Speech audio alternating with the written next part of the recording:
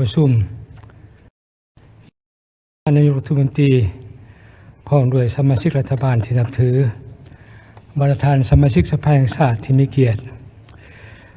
มื้อเช้านี้เราได้ฟังการรายงานของท่านนายกรัฐมนตรีการประกอบความคิดความเห็นของผู้ต่างหน้าคณะประจำสภาแห่งชาติเกี่ยวกับการสรุปการปฏิบัติแผนพัฒนาสังคมแห่งชาติแผนงบประมาณแห่งรัฐแผนต่างๆระยะ6เดือนต้นปี2025และทิศทางแผนการจุดซุ่ม6เดือนท้ายปี2025โดยติดพันกับ2วาระแห่งชาติและการแก้ไขปัญหาเข่งห้อทางด้านเศรษฐกิจฉะนั้นเพื่อเป็นผลอิงให้แก่บรรดาสมาชิกสภาแห่งชาติประกอบความคิดเห็นยังมีจุดสูงถูกทิศสอดคล้องกับภาพเงื่อนไขความเป็นจริงของประเทศเราในปัจจุบันข้าพเจ้าเสนอบางทัศนะให้มันจอจีนดังนี้ 1. ตัวแผนพัฒนาสิทธิสังคมตัวการตีราคาการปฏิบัติแผนพัฒนาสังคมแห่งชาติระยะ6เดือนต้นปีโดยติดพันกับ2วาระแห่งชาติในการแก้ไขปัญหานั้นผ่านการรับฟังรายงานของรัฐบาลบรรดาเห็นว่าถูกต้องครบถ้วนสอดคล้องกับความเป็นจริงหรือบ่มีหยังที่บ่ทันสอดคล้องก็ขอยกขึ้นอย่างมีเหตุมีผลการสรุปตีราคาการปฏิบัติ6เดือนต้นปี2025นี้มีอันใดที่ผลเด่นคือฐานยกผลแรงเห็นดีหมดบ่ตามบรรดาผลเด่นนับทางบทประกอบความเห็นของผู้ต่างหน้าคณะประจำหันโดยเฉพาะอย่างยิ่งบรรดาขาดไม้กำหนดไว้ในมติกองประชุมสภาแห่งชาติฉบับเลขที่153/สปสลงที่12ธันวาคม2024เป็นตัวชี้ที่จะแจ้งชัดเจนแล้วหรือบ่มีตัวชี้บอกชัดเจนหรือบ่สาเหตุที่บ่บรรลุนี่เห็นดีบ่คือนายกมานั้นเพิ่มเติมก็คือคำเป็นของผู้ต่างหน้าคณะประจำมีปัญหาใดยังบ่ทันจัดเกี่ยมเสนอรัฐบาลชี้แจงอธิบายเติมในเวลาวันที่11วันที่10ในเนาะวันที่10ได้เวลาน้อยได้เท่านี้ได้ประชุมได้เรียกรัฐบาลหน่อยได้บ่หลายปานใดคู่แต่ละสุด 2. ต่อการปฏิบัติแผนการลงทุนของรัฐประจำปี2025นี้เสนอประธานผู้แทนของประชุมมีข้อเห็นเติมเกี่ยวกับผลสำเร็จและความคืบหน้าของโครงการต่างๆในแต่ละโครงเขตเลือกตั้งมีในใดแน่ยังมีปัญหาใดสำเฮือแก้ไขบ่ไปบ่มาข้างมาหลายปีแล้วก็บ่เหตุผลแนวใดเจ้าทีมข่อยทีมเจ้าบ่มีบ่สภาพแบบนี้คันมีก็สอกหมู่เว้าขึ้นมายกตัวอย่างแต่เสนอบรรดาสมาชิกเพิ่นเติมสิคะแนนการใดและท้องถิ่นได้เป็นบุรมสิทธิ์ผ่านมากับศูนย์สัปดาห์ห้วยหัวพันแล้วแขวงจุมันอยู่ภาคเหนือยังล่าล่างตื่มจุดนี้นะคือประกาศแล้วจนเขาก็กดกล้ามึงรู้เป็นเขตชนบททางไกลซอกลีกันแล้วพัฒนาบ่ไปบ่มาเขตชนเผ่าเขตไก่ชายแดนลาวเวียดนามลาวยังล่าล่างได้เขตนี้ก็ได้ให้สอดคล้อง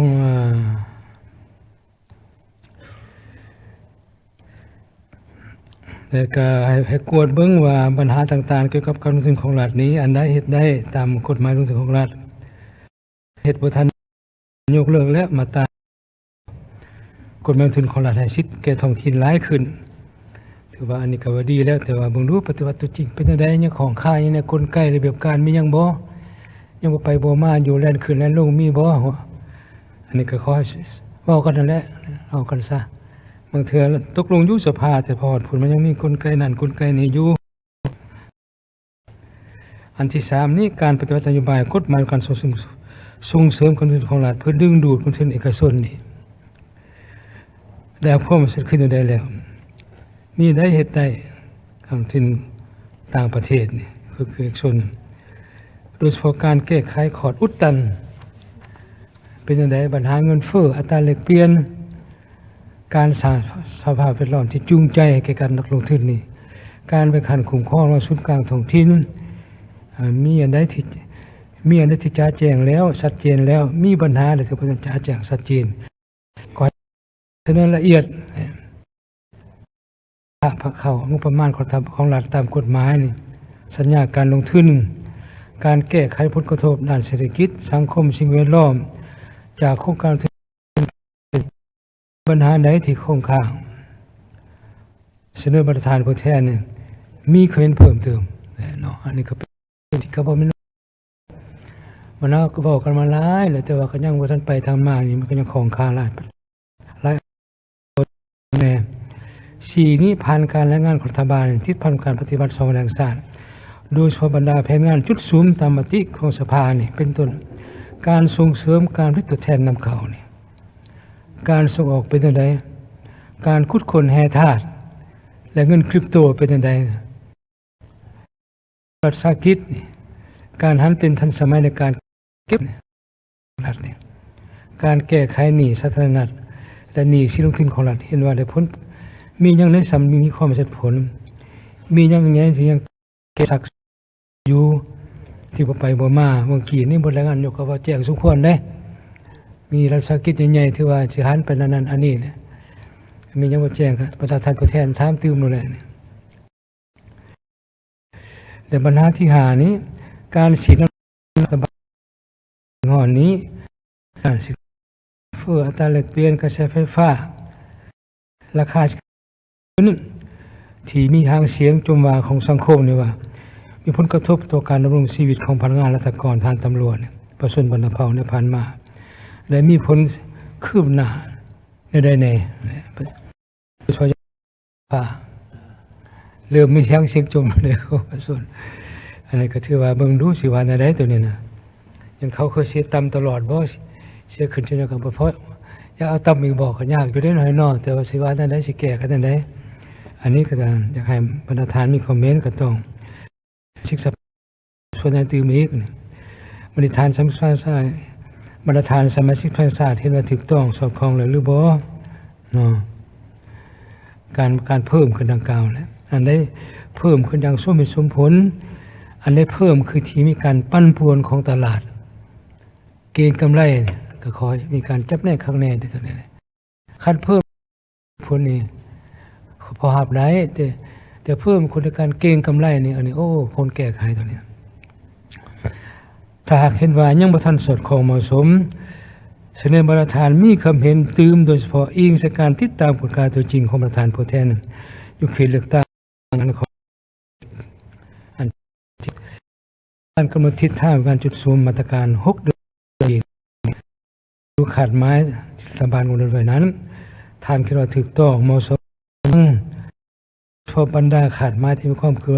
บหน้าน้อยมีความเสี่ยงจะบ่บรรลุรัฐบาลควรมีมาตรการเพื่อให้ถึงเป็นต้นของเขตเศรษฐกิจจำนวนหนึ่งของเขตสังคมศึกษาสาธารณสุขของเขตแรงงานนี่นะเพื่อของเขตสิ่งแวดล้อมนี่แหละเพราะปัจจุบันนี้ป่าไม้ถูกทำลายนักเลยนักทำกินนำไส้โอ้หนักสมควรเมื่อกี้ท่านยกมีคำเห็นเด็ดขาดเลยโจ๊ะขุดคนคำขอนที่ว่าส้มเสื้อตัวนี้นะแต่ว่าก็ยังบ่ง่ายได้บ่ง่ายแต่ก็ยังหลักคิดหลักทับอยู่ดิสิวันใดเพราะมันมีคนน้อยมีคนรู้รัฐบาลควรมีมาตรการเพิ่มเติมอันนี้ตื่มเพื่อซุ้มใส่จัดตั้งตามขาดหมายที่กำหนดไว้ในมติกองประชุมสภาแห่งชาติหรือบรรดาประธานผู้แทนจะว่านี่มานาที่2นี่ต่อการตีราคาการปฏิบัติแผนงบประมาณแห่งรัฐนี่1ต่อแผนงบประมาณ5เดือนการปฏิบัติงบประมาณแห่งรัฐนี่ขาดคะแนน6เดือนต้นปีนี่ที่รัฐบาลกองประชุมเทียบมติกองประชุมสภาแห่งชาติฉบับเลขที่154/สปสลงที่12ธันวาคม2024นี้ประธานเห็นว่าคงครบถ้วนและลึกโดยเฉพาะขาดไม้ด้านและหับด้านรายจ่ายดุลเดียงงบประมาณการชำระหนี้สินปัญหาเข่งห้อและปัญหาอื่นที่จำเป็นอันนี้ครบถ้วนแล้วอย่างตัวนี้นะมีอะไรยังเป็น2วางบ่2การกำหนดแผนรายหับงบประมาณปี2025นี่จำนวน68ตื้อ168,100 ตื้อนี้เท่ากับ18 GDP ท่านเห็นว่าเหมาะสมบ่ จะสามารถปฏิบัติได้หรือบ่ฐานและหับตัวจริงมีหรือบ่อันนี้ก็หับห้องเป็นมติตัวนะหากวดขึ้นมึงดูเป็นไปได้หรือบ่ก็บ่ทันมันจังไว้รัฐมนตรีการเงินชี้แจงจังถามถึงนึงซะสิได้บ่ 18% นี่บ่ทัดแก้บ่อันก็ขอจะเว้ากันหรือเห็นควรเพิ่มอัตราส่วนแล้วครับต่อ GDP ขึ้นเติมคันเพิ่มได้ยิ่งดีแหละนี่แต่ก็เบิ่งตัวจริงความสามารถตัวจริงมาในด้านรายจ่ายนี้ขาดคะเนจะปฏิบัติได้379ตึกขีดหรือ50%ของแผนการปีท่านผู้แทนเห็นว่าเหมาะสมบ่สอดคล้องบ่ตามแผนการรายจ่ายบุรมสิทธิ์ของรัฐบาลและท้องถิ่นของประธานแล้วหรือยังโดยเฉพาะการชำระหนี้สินของโครงการเงินของรัฐภัยพิบัติเนี่ยกองทุนทางและอื่นๆอีกปัญหาที่3เนี่ยการเงินเกินแผน24ตามมติกองประชุมสภาแห่งชาติฉบับเลขที่133/สปสลงวันที่18พฤศจิกายนอนุญาตให้แขวงนำใส่ 50% ซึ่งนายกรัฐมนตรีออกขอตกลงจะตั้งปฏิบัติเลขที่313นยลงที่17มีนาคม2025ผ่านการประชุมจริงนี้บรรดาผู้แทนเห็นว่านำใส่ตามมติและขอตกลงกล่าวแล้วหรือยังหรือยังมีกลไกของค่าลบไปลบมาระหว่างแขวงกับเมืองกับบ้านแขวงกับศูนย์กลางอันนี้ขอให้ยกขึ้นมันจ้ามันแจ้งตกลงแล้วความสอบเป็นของผู้ใดต้องปฏิบัติก็ต้องจ้าความสอบมาโดยเฉพาะการชำระหนี้สินบริหารไฟฟ้าน้ำประปาโทรคมนาคมการส่งเสริมการผลิตเป็นสินค้าโครงการลงทุนบริมสิทธิ์และอื่นพร้อมนี้ท่านผู้แทนเห็นควรการที่ทำใส่เงินเกินแผนบ่ถึงประมาณคือแนวใดคันมีก็ยกขึ้นเงินเกินแผนสิบ่ถึงประมาณตัวอย่างไปซื้อรถซื้อล่างนี่บ่ได้เว้าได้เป็นย้อนไปซื้อรถได้บ่ได้มีได้เงินเกินแผนไปสุดเฮาก็บ่ฮู้ถึงจักรัฐมนตรีการเงินคือสิฮู้เนาะคือบ่มีบ่กดขึ้นหรือว่าบ่ต่างๆบ่ได้เว้าได้เงินเกินแผนไปกินไปซุ่มไปแซวกันได้เด้อคันมีสิว่าจังได๋นี่สิลงวินัยบ่ต้องฮู้นึงประมาณนั้นองค์การตรวจสอบกันอยู่เรื่อยๆนี่นำเพื่อนี่จะกวดหมู่ตื่นแล้วอย่างนี้4เกี่ยวต่อกับการแก้ไขผลการกวดกาตรวจสอบเห็นว่ารัฐบาลใช้แก้ไขและมีความคืบสามารถเก็บกู้รับงบประมาณแต่เห็นว่ายังแก้เนี่ยบ่เด็ดบ่ขาดบางปัญหาก็บ่รับการแก้ไขโยนไปโยนพูดโยนพี่บางอันก็ยังประนีประนอมกันอกเอาใจกันไปเลยใครยังมัดพร้อมกันโฮมกันอะไรท่านผู้แทนเห็นว่าควรมีมาตรการวิธีการแนวใดตืมเพื่อสามารถแก้ไขผลการกวดการสอบให้มีความขาดตัวและรับงบประมาณให้หลายขึ้นอันนี้เขาประทานเห็นตื่นเนี่ยและต่อทิศทางหุ้นเดือนถ่ายปีนี้มติกองประชุมสภาแห่งชาติหมดแพทย์และหับงบประมาณปี2025จำนวน68ตึกขีดเท่ากับ 18.16% ของ GDP เปอร์เซ็นต์ของ GDP อิงตามการงานของรัฐบาลขาดคะแนนหมดปี2025จะเก็บเงินรับและตามแผนหรือเกินแผนการที่สภาแห่งชาติถามพองประธานผู้แทนเห็นว่าการเกินแผนดังกล่าวมันสอดคล้องกับตามฐานและหับและท่าแห้งด้านหับทั้งหมดแล้วหรือบ่หรือเกินแผนตัวเลขซื่อๆเกินแท้ๆบ่หรือเกินดอกไม้บางแขวงละงานดอกไม้ได้แล้วครับแต่มาตัวจริงเงินบ่มีใช่ว่าลักษณะอันนี้ก็เบิ่งนำกันคักแหน่บัดน่ะหรือเห็นว่าการกำหนดและหับแม่นต่ำกว่าท่าแห้งด้านหับที่แท้จริงหรือแนวใดแน่อันนี้ก็ควรได้วิจัยคักแน่ระหว่างกระทรวงการเงินกรรมาธิการแผนการเงินกดสอบของสภาลงลึกวิจัยคักแน่กับบรรดาแขวงต่างๆอันที่2ต่อทิศทางแผนเวียกจุดสูงแผนงบประมาณแห่งรัฐ6เดือนท้ายปี2025นี้โดยสดานและหับเป็นต้นการหันเป็นทันสมัยการผ่อนผันภาษีอากรการเก็บและหับที่ดินบันทึกการขายสินค้า POS การออกตัวเลขประจำตัวอากรด้านรายจ่ายแรงดุลเดียง มาตรฐานผู้แทนเห็นว่าถูกต้องสอดคล้องสามารถจะตั้งปฏิบัติได้ขึ้นแนวใดจุดอ่อนที่พวกเราเอาจะใส่หรือมีมาตรการเพิ่มเติมขึ้นแนวใดเนี่ยใส่เติมและมาตรการข้อที่3นี้ประกาศแรงดุลเดียงงบประมาณแห่งรัฐการชำระหนี้สินภายในต่างประเทศตามกำหนดเวลาชำระรัฐบาลมีแผนการชำระระยะสั้นระยะกลางระยะยาวขึ้นอย่างไรได้ใช้ประกันด้านแรงขึ้นที่แน่นอนยืนยงขึ้นอย่างไรอันนี้ก็ขอให้จะใส่เติมแต่มาสุดท้ายในแผนการ6เดือนถ่ายปีเกี่ยวกับงบประมาณนี้เป็นว่าตามการรายงานของรัฐบาลเห็นว่าได้มีความพยายามในการปฏิรูปรัฐวิสาหกิจสำเร็จไปแล้ว10หน่วยมาตรฐานผู้แทนเห็นว่าการปฏิรูปดังกล่าวนั้นถูกทิศหรือบ่มีมากมีผลหรือบ่จะรัฐวิสาหกิจดังกล่าวนั้นจะเป็นนำพากิจการของเขตนั้นใดหรือบ่อันนี้คอยมาตรฐานวิจัยเบิ่งประกอบความเห็นเบิ่งคือการบินลาวนี้ก็สิปฏิรูปนี่ว่าสิร่วมมือกับจีนบ่ว่า 50% จีนเข้าไปเด้นี่เด้น้ำมันเสือไฟกับปฏิรูปนี่บ่สัตว์ไฟฟ้าคือว่าสิปฏิรูปบ่เนี่ยแต่ยังกดกากันเนาะสารนายกเนาะยังกดกากันอยู่นี่นะสิแต่ได้จีนซื้อหุ้นไปซะได้เลยเด้ฉันก็สิว่าได้เอาสิแต่ได้ต่อไปสิดีขึ้นบ่มันนี่มันมีสิเนี่ยเด้บางบริษัทจำอู่ต่างๆ7-8จำอู่นี่กับรัฐไฟฟ้ากันได้ตรงนี้นะอันนี้ก็เป็นปัญหาหนึ่งกันพร้อมกันนั้นการปฏิรูปที่หุ้นเข้มงวดคือเราสกิจไฟฟ้าลาวเราสกิจน้ำมันเสือไฟลาวเราสกิจการบินลาวธนาคารนโยบายปัจจุบันเป็นสถานเป็นธนาคารพัฒนาชนบทเห็นดีน้ำมดบ่หรือว่าดีหรือยังมีข้อเสนอตื้มให้แก่รัฐบาลไปค้นคว้าพิจารณาก็ขอให้มีคอมเมนต์และต่อไปในซุมปีต่อหน้านี้บรรดา3-4รัฐวิสาหกิจที่มีการหันเปลี่ยนดีขึ้นหรือบ่อันนี้ก็บ่เป็นธรรมดาเด้มาตรฐานเด้บรรดารัฐวิสาหกิจเก่านี้ที่เอาคนดิบๆแดงไปเป็นแล้วประธานบริษัทสิบ่ได้ดอกหากินบ่ได้ผู้สู้เอกชนดอกต้องหันไปอาชีพแท้ๆต้องจ้างเขาเจ้าแท้ๆแบบกลไกตลาดอันนี้ขอประทานมีคอมเมนต์นำตื่มสั่งบทเรียนต่างๆของต่างประเทศอุดมหังมีหลายสามารถเว้ากันได้สามารถนำใช้ได้มื้อนี้ปัญหาสุดท้ายสุขที่แผ่นเงินตรานี่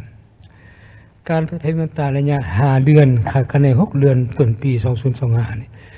โดยที่สมาชิกกองประชุมสภาแห่งชาติสภาเลขที่154/สปสลงวันที่12ธันวาคม2024นี้มีหลายขาดหมายจัดตั้งประเทศได้ผลดีเงินเฟ้อลดลงอันต้องสมเสยภายใต้การชี้นำของท่านนายกเหตุแท้ทำจริงและท่านผู้ว่าการธนาคารทำติการเงินและบรรดาต่างๆเห็นมาถึงปัจจุบันนี้อัตราแลกเปลี่ยนนี่สามารถคุ้มครองและกดกาได้อันนี้สมเสยได้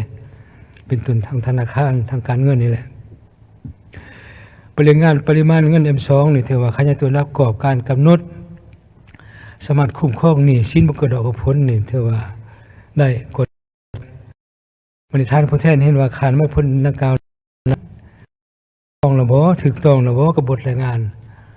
มันบ่มีหยังผิดปีนบ่ก็ขอให้มีคำเป็นตื่ม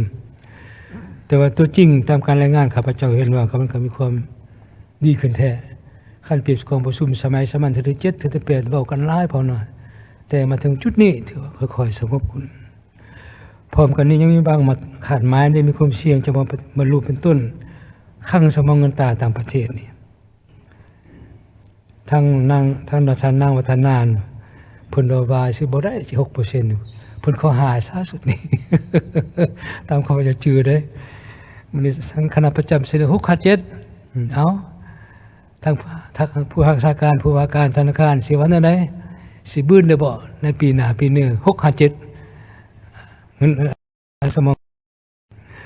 พร้อมกันนี้ยังมีบางมาดขาดหมายมีความเสี่ยงจะบ่บรรลุเป็นต้นข้างสมองตามเหตุการณ์คุ้มครองรับจากการส่งผ่านระบบธนาคารปรากฏว่าได้ดีขึ้นตามมาหูได้อันจังและจังยืนยันขึ้นซะเวลาผู้ราชการผู้ว่าการธนาคารมาแสดง มาชี้แจงให้ยืนยันทีหนึ่งท่านประเทศเห็นว่าคุณมีมาตรการใดเพื่อประกันให้มีความเสี่ยงสามารถบรรลุได้ตามแผนการอันนี้ก็ขอให้ประธานมีเครื่องตื่นต่อมาในการธนาคารต่อกับทิศทางปฏิบัติแผนต่างๆ6 เดือนถ่ายปีนี้สมสารตามการรายงานของรัฐบาลมาตรฐานประเทศว่าสอดคล้องเหมาะสมในสามารถปฏิบัติได้หรือบ่มาตรฐานนี้ยังมีปัญหาหยังจะเพิ่มเติม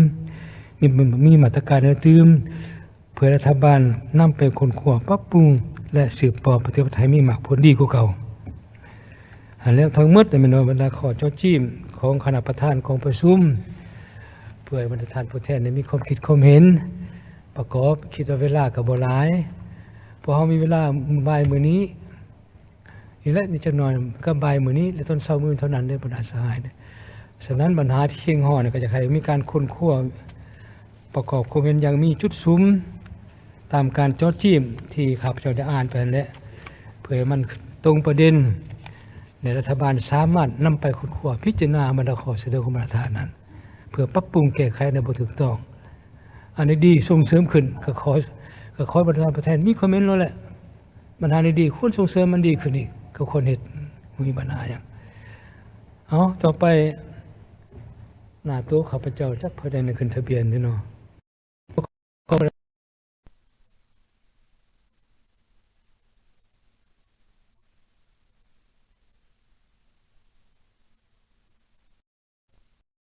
เจ้านี้มีอยู่ต่อไปเสื้อทานพี่คำแสนศรีละวงประกอบคอมเมนต์8 นาทีเอาเชิญท่านนั่งหงคำเสียงคงเกมตัวพอต่อไป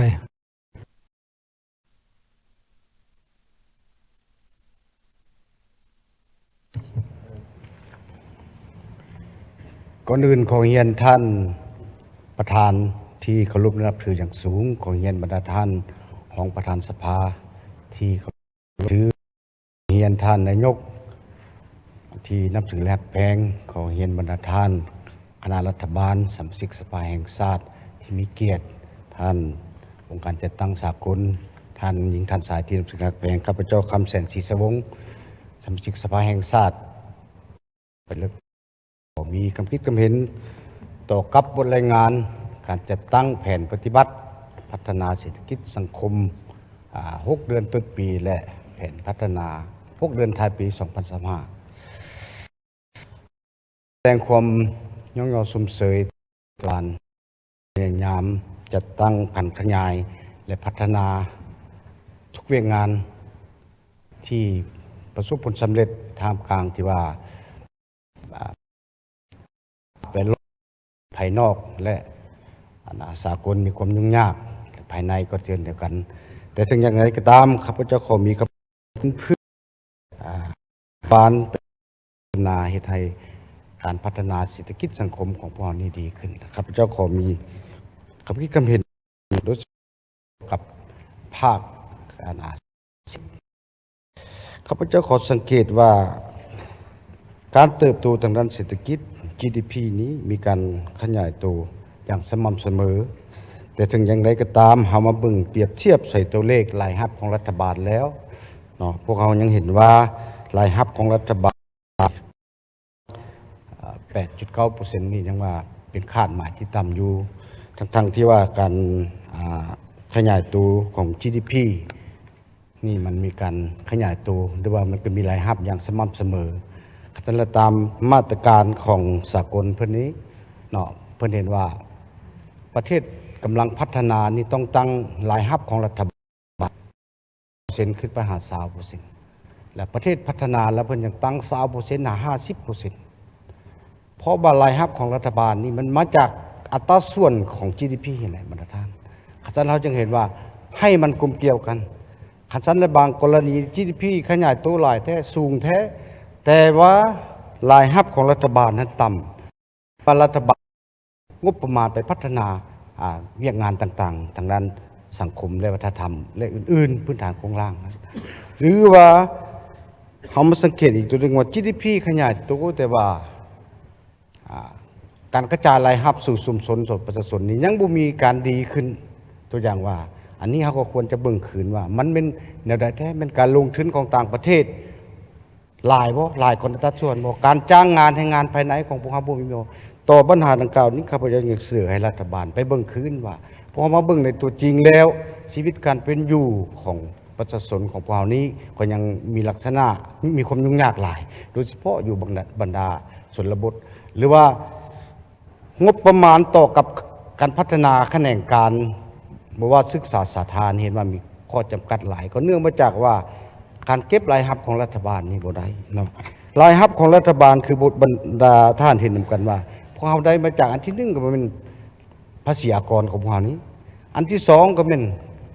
การขายทรัพยากรธรรมชาติอันที่สามก็เป็นรายรับจากรัฐวิสาหกิจอื่นๆขัดสลาครับว่าเบื้องท่าแหงของประเทศชาติของพวกเรานี้ของรัฐบาลเขาเนี่ยว่าบอกว่ารัฐทรัพยากรธรรมชาติพวกเขาก็เห็นว่าคุดค้นหรือว่ามีการส่งออกหลายสูงและบอกว่ารัฐวิสาหกิจเนาะพวกเขาก็เคยขนามว่าเป็นประเทศโมไฟของอาเซียนมีบริษัทไฟฟ้านี่หลายเด้รัฐวิสาหกิจรัฐอื่นแต่ว่าเป็นอย่างหาโบมีรายรับต่อรัฐบาลเขารัฐบาลเขาจะอยากให้รัฐบาลนี้เบิ่งขึ้นว่าอยากให้มีความจะแจ้งชัดเจนเนาะเพราะการตั้งงบประมาณของรัฐบาลนี่มันอิงใส่GDP ให้ลดเขาตั้ง 12% ไปลดบ่ได้สู้สนมาตัวใดที่เฮาเก็บบ่ได้ก็พยายามสู้สนเพราะว่าคันบ่เฮ็ดนั้นนี้การพัฒนาแขนงการอื่นนี่จะมีการศึกษาจะมีการบ่ทั่วถึงอันที่สองนี้ข้าพเจ้าจะขอเสนอเรื่องพันกับการพัฒนาและคุ้มครองบริหารจัดการไฟฟ้านี้ข้าพเจ้าสิเว้าเฉพาะว่าการซ่อมไส้ภายในนี้ปรากฏการณ์ที่พวกเราเห็นที่เป็นปรากฏการณ์ยทอันที่1มาค่าไฟการซ่อมไส้ของก็ยังมีการทักท้วงว่ามันสูงโพดเทียบใส่รายรับของประชาชนนอกจากสูงแล้วการเก็บค่าไฟที่บ่เสถียรหมายความว่าการเก็บค่าค่ายนี่ยังนี่ขึ้นเป็น3เท่า4เท่าทางที่ว่าวิสาหกิจนั้นบ่ได้ใช้ไฟเท่าที่ควรตัวอย่างว่าอันนี้จะให้เบิ่งขึ้นในการคุ้มครองบริหารจัดการอันที่3ปรากฏการณ์ใน6เดือนผ่านมานี้พวกเราเห็นว่าอัคคีภัยนี้เกิดขึ้นทำการเสียหายให้แก่ประชาชนเฮาอย่างหลวงหลายเนาะอันนี้ก็อยากให้มีการเบิ่งคืนว่าการคุ้มครองไฟฟ้าการซ่อมไส้ภายในพวกเรามันเป็นอะไรแท้เนาะปัญหาที่3เนาะข้าพเจ้าอยากเสนอเรื่องเพียงงานการคุ้มครองเส้นทางโดยเฉพาะแม่นคุ้มครองน้ำหนักเพราะว่าเส้นทางคมนาคมที่เพนี้ส่วนหลายแล้วมันเกิดจากการขนส่งที่ใช้น้ำหนักกันเกินขันสารพันมาพวกเขาเห็นว่าการคุ้มครองนี้ยังบ่ได้ดีเท่าที่ควรเนาะตามข้าพเจ้าได้ลงพบปะประชาชนหรือว่าท้องถิ่นนั้นข้าพเจ้าเห็นว่าการสร้างน้ำหนักนี่มันเพื่อสร้างแต่ปลายทางขันนั้นอยากเสนอว่าให้สร้างต้นทางกับปลายทางและแบ่งความรับอยากให้มีหลายภาคส่วนมาเราเห็นแต่ว่าพนักงานโยธารับผิดชอบอันนี้อยากให้มีทหารตำรวจ3ภาคส่วนนี้คุ้มครองนำกันเพราะว่าปัญหานี้เป็นปัญหาที่สำคัญที่สุดเนาะและการกระจายรายรับตัวอย่างว่าน้ำหนักเกินนี้อยากให้กระจายไปใส่ท้องถิ่นนั่นแหละเพราะว่าท้องถิ่นนั้นจะได้เอาเงินรายรับการปรับใหม่นี่นะไปบูรณะสร้างสาเส้นทางนั้นข้าพเจ้าจะขอเสนออันนี้อันที่4นี้ต่อกับการส่งเสริมสินค้าภายในโดยเฉพาะเป็นสินค้ากสิกรรมนี่โดยรัฐบาลก็มีความพยายามสูงแต่ว่าปรากฏในความเป็นจริงแล้วเอาเห็นว่าสินค้าที่นำเข้าบอกว่าสินค้าบริโภคอุปโภคบริโภคนี่เห็นว่ายังนำเข้ายังมีลักษณะเพิ่มขึ้นเนาะบรรดาท่านก็จะเห็นนำกันในตัวความเป็นจริงและการนำเข้าสินค้าฟุ่มเฟือยนี้เนาะเราเห็นว่านับมือนับหลายขึ้นการนำเข้าสินค้าฟุ่มเฟือยนี้ตัวอย่างยานพาหนะนี้ข้าพเจ้าก็เคยได้เสนอแล้วว่าเป็นการให้ประชาชนติดหนี้แก่ต่างประเทศเนาะหรือว่าพนักงานผู้นึงมาดาวน์โหลดดาวน์อุปกรณ์ฮับไซนี่หมายความว่าติดหนี้ที่เงินตราส่งออกต่างประเทศเป็น5 ปี 6 ปีหรือว่า10 ปีอันนี้อยากให้มีการจัด แข่งขัดแท้ๆเนาะวิธีการของมันนี้การคุ้มครองสินค้านำเข้านี่ข้าพเจ้าคิดว่าผ่านมาเขาก็มีเจ้าหน้าที่ของกระทรวงการค้า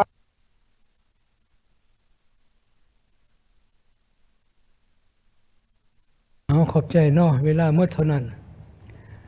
ต่อไปขอเชิญท่านนั่งหุ้งคำสัญญคมประกอบเพลง8 นาที แต่ว่าก่อนสิประกอบเพลงนี้ข้าพเจ้ายังอยากให้ผู้แทนอ่านตื่มขอเชิญท่านนายกมี3ข้อเด้อข้อที่1นี้ท่านนายกได้เว้าอยู่คำเป็นเมื่อกี้ซึ่งคำเป็นเจ้าจีบข้าพเจ้าบ่ได้เว้าใหญ่โจกการโครงใหม่ทุกประเภทแห่โลหะแห่โลหะและแห่หินทุกประเภทชนิดที่บ่แม่นหินหับใส่การก่อสร้างกวดกาประเมินขึ้นหมดอันนี้ต้องได้แสดงออกอยู่ในมติของกองประชุมเท่านี้ขอเสนอนี้ให้ผู้แทนซุ้มใส่ประกอบเพนตื่มตัวนี้ตอนนั้นผู้แทนคือสิมีบทรายงานเนาะให้ประกอบเพนตัวนี้เด้อ2นี้อยากให้สำหรับโครงการรัฐบาลยกเลิกหรือถอนคืนแล้วถ้าบริษัทอื่นใดที่มีเงินขายพัฒนาสนใจหรือสืบต่อโครงการพัฒนาจะพิจารณาเป็นแต่กรณีไปหากมีหลายบริษัทสนใจมันจะมีการประมูลสิทธิสัมปทานอันนี้ก็ขอมีคอมเมนต์เติม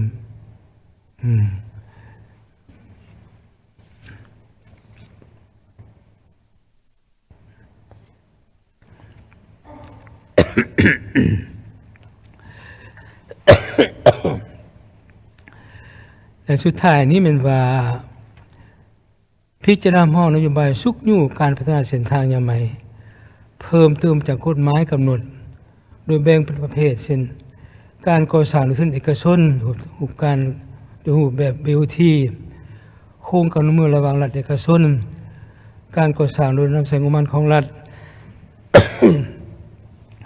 การก่อสร้างโดยนำใส่ทุนสุราอื่นๆอันนี้แหละขอให้ประธานผู้แทนเบิ้งส่วนว่ามีเบียกพิเศษจำนวนหนึ่งถึงท่านนายกบริรายงานอยู่นี้จะขอประชุมคอยกองประชุมแล้วมอบคณะประจำตกลงสิได้บ่ตัวนี้นะเพราะอันนี้มันเป็นโครงการใหญ่แล้วก็เป็นสิทธิของสภาแต่คันเว้าบ่ให้ทอดสดคันบ่อยากเปิดเผยปานใดโครงการตัวนี้เนี่ยซึ่งได้ยินว่าบ่ให้เปิดเผยข้อ3นี่นะท่านครับอยู่นี่มีวัดไหนเนาะประธานเนี่ยเห็นหมดอยู่เจียท่านครับประจเจียแต่โครงการนี้มันเวลาสุดท้ายของกองประชุมเทื่อนี้ให้กองประชุมมอบคณะประจำเป็นผู้พิจารณาแทนเพราะว่ามีอีกด่วนเด้มอบสิทธิ์ได้เวลาสภาคณะประจำจะตกลงอันนี้จังเจ้าจี้ไว้นำคณะประธานเป็นต้นคือคณะประธานเพราะอะไรจะได้คนขั้วในเวลาสุดท้ายกองเลขาจดไว้ข้อที่3บ่ประกาศจะให้จดอยู่ในมติของสภาหาพองเอาให้มอบคณะประจำเป็นผู้พิจารณาแทนกองประชุมในเวลาประชุมสภาเนี่ย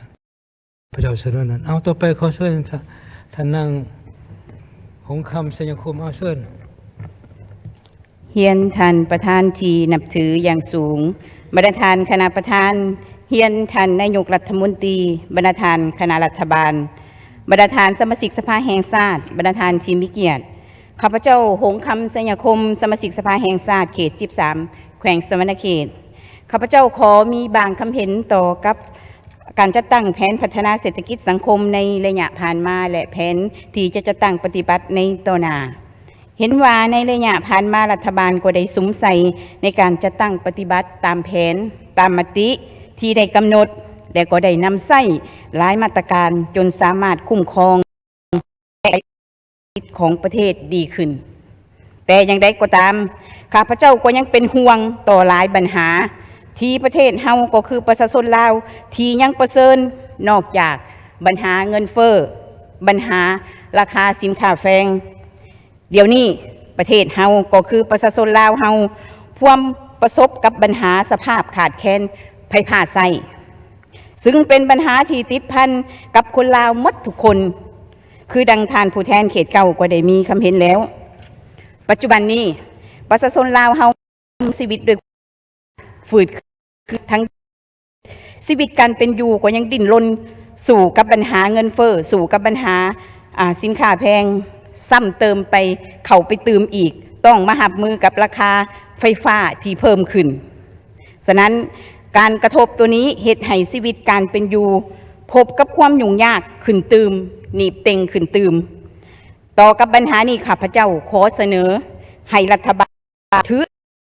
เป็นปัญหาที่จะต้องแก้ไขหีบด่วนเพื่อช่วยให้ประชาชนลาวได้หลุดพ้นจากปัญหาที่พวมกระทบต่อกับการดำรงชีวิตประจำวันขอค้นคว้าโครงสร้างราคาไฟฟ้าค้นคว้าในการบริหารด้านไฟฟ้าของประเทศลาวบรรดาโครงการเขื่อนไฟฟ้าทั้งหมดที่นอนอยู่ในประเทศลาวต้องปฏิบัติตามกฎหมายประเทศลาวและสิ่งสำคัญประเทศลาวและประชาชนลาวต้องได้รับผลประโยชน์สูงสุดจากโครงการเหล่านั้นบ่แม่นรับแต่ผลกระทบข้าพเจ้าเชื่อมั่นว่าวิสัยทัศน์และเป้าหมายอันชัดเจน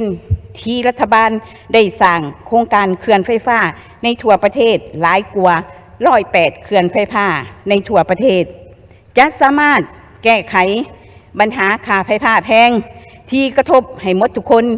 จะช่วยแก้ไขสภาพขาดแคลนไฟฟ้าที่ประเทศพวกเฮาพวมประเสริญให้สามารถแก้ไขในทางที่ดีขึ้นกว่าเก่าอย่างใดก็ตามข้าพเจ้าหวังว่าภายหลังที่สำเร็จกองประชุมสมัยสามัญเทื่อที่9ของสภาแห่งชาติในเทื่อนี้ค่าไฟฟ้าจะถูกลงข้าพเจ้าขอมีคำเห็นคือแนวนั้นขอขอบใจท่านประธานขอขอบอันนาครับเจ้าเสนอชื่อก็จริงบัตรทานผู้แทนแต่ว่าท่านผู้แทนเสนอชื่อตัวเองคนว่าเขตเลือกตั้งนั่นเด้อผ่านมากกับบุญพอได้เว้าเอาต่อไปนี้ครับพระเจ้าขอเชิญท่านบุญล้วนสมศรีหาปัญญาและนางคันทองพันธจักรกาเกียมผู้ต่อไป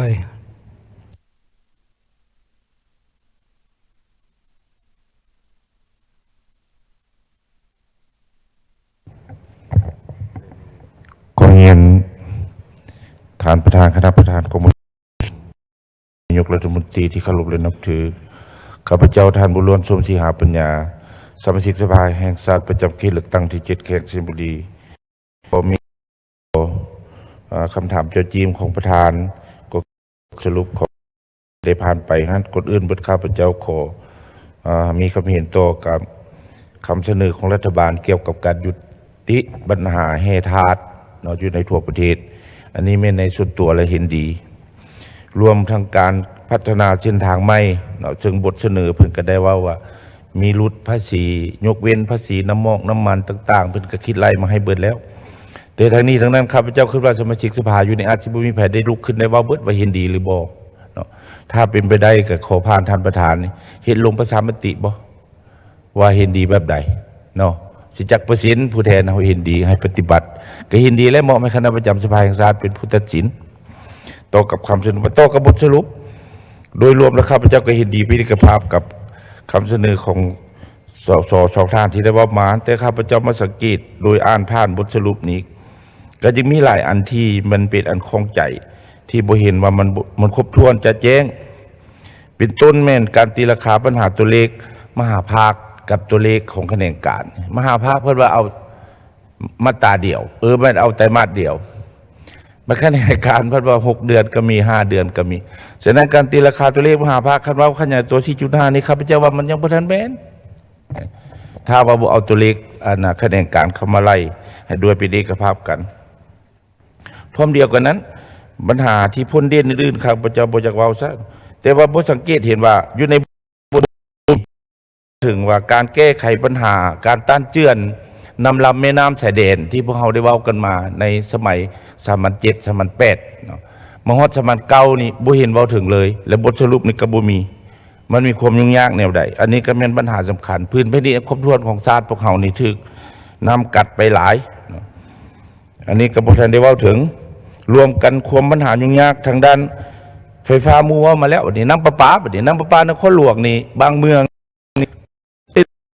มีน้ำใช้เขาถึงว่ามันมีปัญหาและอันนี้เลยได้มีการสำรวจกฎกากันแล้วบ่มันย้อนหยังนี่ประชาชนนี่เฮี้ยงห้องหลายอันนั้นตัวในบท เห็นอยู่ว่ามีการภายในและต่างประเทศนี่ว่าสำระตามแผนแต่ในตัวจริงแล้วหันสำระหนี้สาธารณะภายในเดี๋ยวมันจะเหลือเท่าใดโดยเฉพาะเมหนี้สินการที่มันหาจริงเห็นในเส้นทางขออนุญาตเลยชัยบุรีนี่สิไปหลวงพระบางนี่ต้องใช้เวลาอยู่6 ชั่วโมงคันชัยบุรีมาหาเวียงจันทร์นี่ใช้เวลาอยู่8 ชั่วโมงนี่นะถ้าว่าขึ้นแก้ไขกันแนวไหนก็ท่านส่งก็ได้ว่าอยู่ในบทสรุปแหละบทสรุปก็เพียงขออนุญาตชื่อว่าการคุ้มครองเส้นทางนี่ยังบ่ได้อย่างดีก็น่าอยู่การบทสรุปของนั้นไปก็มีหลายบรรทุกเท่านั้นต้นเท่านั้นเทื่อคนเนาะแต่ว่าเงินท่านอยู่ใส่บ่มีเว้าเลยว่าได้เงินจากการขนส่งเท่าใดเข้างบประมาณบ่มีอันนี้เนาะและปรับคันว่ามันก็บ่เห็นว่าได้ปรับใหม่ทันเท่าใดได้ปรับใหม่กันมาจักเที่ยวเท่าใดอันนี้มีผ่านมาก็บ่เคยเห็นตัวบทสรุปผู้แทนฟังมึงดูเนาะต่อกับการจัดเก็บเลยครับนี้สังเกตกระเพนเพิ่นนี่แสดงว่ารัฐบาลทางนี้ยังเอื้อคนบ่แห่ทาสเป็นอันใหญ่เป็นอันลักในการฉะนั้นมาทบทวนคืนแผน7 แผน8ของรัฐบาลแม้ว่าพวกเขามีปัญหาหับบ่ได้แห่ทาสในตลาดโลกในสมัยแผน7แม้ราคาคำตกรัฐบาลนี่เก็บเงิน100 กว่าล้านดอลลาร์ตามแผนที่เขากะไว้แล้วเขาเก็บบ่ได้ไปอ่านอยู่แผน7เห็นเนาะอันนี้นี่ให้รัฐบาลทบทวนคืนเมื่อเขาจังสิเอาในนี้บ่พวกแพ้นี่ไหนเนาะแทนที่เขาสิไปเอาตัวอื่นนะข้าพเจ้าคิดว่าอันนี้จะก็เห็นดีอยู่ในช่วงนี้แต่ว่าโตไปที่นั่นได้เขาสิเอื้ออิงแต่อย่างเดียวนี่บ่อันนั้นแม่นข้าพเจ้าคิดว่าควรคืนพร้อมเดียวกันคุมยุ่งยากป้าลอมอื่นๆกับบทที่แสดงออกและพร้อมเดียวกันมาตรการแก้ไขที่เพื่อนว่าเอามาเพื่อนว่าจำนวนนึงยังสวยแท้ตำแหน่งหน้าที่ของตัวเพื่อผลประโยชน์แต่มาตรการแก้ไขบ่ได้ว่าถึงว่าเฮ็ดได้กับที่ไล่ออกบ่หรือว่าสิมีแต่ยกย้ายอันนี้รัฐบาลเว้าทุกปีก็เว้าแต่ว่าบ่มีในการกล่าวนี่ว่าก็ให้มีมาตรการแก้ไขที่มันเทศเหมาะเลนอื่นๆอันนั้นที่ข้าพเจ้าอ่านเห็นเนาะนั้นแม่นที่ปรากฏเห็นในผลเด่นและวันนี้เรื่องกองทุนทางที่เพิ่นเสนอมาว่ามีความต้องการประมาณ 2,000 กว่าตื้อที่ซ่อมแปลงทางได้ปัจจุบันทางมีแป้นเนาะข้าวจะได้อีก 2,200 ตื้อ1,200 ตื้อเลยเทียบใส่เงินคาดดูนบวกเข้าไปเงินคาดดูนเทียบใส่ GDP นี่มันก็อยู่ 1.3% ครั้งนี้เป็นไปได้เนาะเงินคาด%ใส่เทียบใน GDP มันก็เป็นไปได้คนครัวเฮ็ดจังได๋ก็มันมักการพัฒนาเนาะถ้าเฮาบ่ยุ่งยากแท้ๆการขนส่งอันนี้มันข้าพเจ้าจะเสนอมีเพียงเท่านั้นท่านประธานใจต่อไปขอเชิญท่านนางคันทองพันธจักรมีประกอบความเห็นพันจะว่าเกี่ยวกับเพศกาเกียมผู้ต่อไปขอขอบใจท่านประธานคณะประธานนับถืออย่างสูงเฮียนท่านนายกรัฐมนตรีคณะรัฐบาลที่นับถือเฮียนบรรดาท่านสมาชิกสภาแห่งชาติเพลงข้าพเจ้าข้าพเจ้าแห่งชาติเขตเลือกตั้ง11 แข่งบริกรรมไซได้รับมอบหมายต่างหน้าให้คณะสมาชิกสภาแห่งชาติประจำเขตเลือกตั้งขอมีคำเห็นต่อบทรายงานของรัฐบาลกับการแผนพัฒนาเศรษฐกิจแผนและแผนเงินตราต้นปีและทิศทางแผนปีก่อนอื่นพวกข้าพเจ้าเห็นดีเป็นเอกภาพต่อการประกอบคำเห็นของคณะประจำสภาแห่งชาติ และขอยกย่องสมเสยต่อรัฐบาลที่ความพยายามการสินำต่อการจัดตั้งปฏิบัติแผนพัฒนาเศรษฐกิจสังคมแผนงบประมาณ6 เดือนต้นปีมีผลสำเร็จหลายด้านผ่านการจัดตั้งปฏิบัติตัวจริงขั้นตอนคืบหน้าแสดงออกอยู่ในบทรายงานของรัฐบาลบรรดาสมาชิกสภาหลายท่านผ่านไปนั้นแต่ก็ยังเห็นว่ามีบางคาดหมายบางเวียกงานยุ่งยากบ่สามารถบรรลุที่จะเฉพาะปฏิบัติตามข้อเสนอในกองประชุม3ที่กองประชุมได้เสนอให้รัฐบาลเอาใจใส่ในการเก็บรายรับให้ได้อย่างครบถ้วนตามกฎหมายค้นคว้าแก้ไขปัญหาหนี้สินสาธารณะหนี้สินการลงทุนของรัฐให้มีการหันเปลี่ยนที่ดีขึ้นและปัญหาอื่นๆผ่านการติดตามกวดกาก็ยังมีบางนาเวียกพบความยุ่งยากฉะนั้นในเขตเลือกตั้งของพวกข้าพเจ้าจึงขอมีคำเห็นเป็นลักษณะเสนอต่อรัฐบาลดังนี้ปัญหาที่1ตามการรายงานของท่านนายกรัฐมนตรีว่ารัฐบาลได้สุ่มไส้พัฒนาปรับปรุงโครงคมนาคมและขนส่งเพื่อเชื่อมโยงภายในและสากลเพื่ออำนวยความสะดวกให้แก่การผลิตการบริการการค้าและการลงทุนซึ่งก็มีหลายโครงการที่เป็นโครงการบริมสิทธิ์ของรัฐบาลที่จะตั้งปฏิบัติอยู่ท้องถิ่นเห็นว่ามีบางโครงการมีความคืบหน้าช้าโดยเฉพาะอยู่เขตเลือกตั้งของพวกข้าพเจ้าแม่นโครงการฟื้นฟูก่อสร้าง8ที่ได้รับผลกระทบจากในระหว่างเดือนสิงหาคม2023ผ่านมาซึ่งแขนงการดังกล่าวก็ได้คุ้นเคี่ยวและก็แก้ไขฉุกเฉินเพื่อเฮ็ดให้การสัญจรไปมาแต่ว่าในการฟื้นฟูนั้นยังผลสำเร็จเท่าที่ควรซึ่งอยู่ในนี้ถือว่าเป็นบริมสิทธิ์ของรัฐบาลแต่ว่าโดยวิสาทางเลข8เป็นผู้รับเหมาก่อสร้างนำใช้งบประมาณของรัฐภายใน 100% มีลักษณะพิเศษและหีบด่วนเพื่อแนใช้แก้ไขฟื้นฟูสภาพเส้นทางเข้าสู่สภาพปกติโดยไวซึ่งมีความจำเป็นต้องได้ลงมือก่อนฤดูฝนปี 2024 เพื่อรับรองเอาการคมนาคมขนรับใช้ให้แก้การป้องกันชาติป้องกันความสงบเพื่อเป็นการเชื่อมจอดเส้นทางระหว่างประเทศระหว่างสปป.และสส.ซึ่งเป็นเส้นทางหนึ่งที่ออกสู่เป็นการให้แก้การคมนาคมขนส่งและการเดินทางการแลกเปลี่ยนสินอื่นนับแต่เส้นทางได้รับผลกระทบก็ไม่ได้สร้างความห่างในโดยเฉพาะเป็นการขนส่งสินค้าออกสู่สส.เวียดนามเฮ็ดให้รัฐบาลสูญเสียรายรับช่วงที่มีการซ่อมแปลงเส้นทางดังกล่าวนั้นการเก็บรายรับผู้ศูนย์กลางจากที่เคยได้ต่อปีก็เหลือเพียงแต่1-200 ตึกเท่านั้นทางไปใช้สุ่มสมาร์ทคนจักใช้ในกา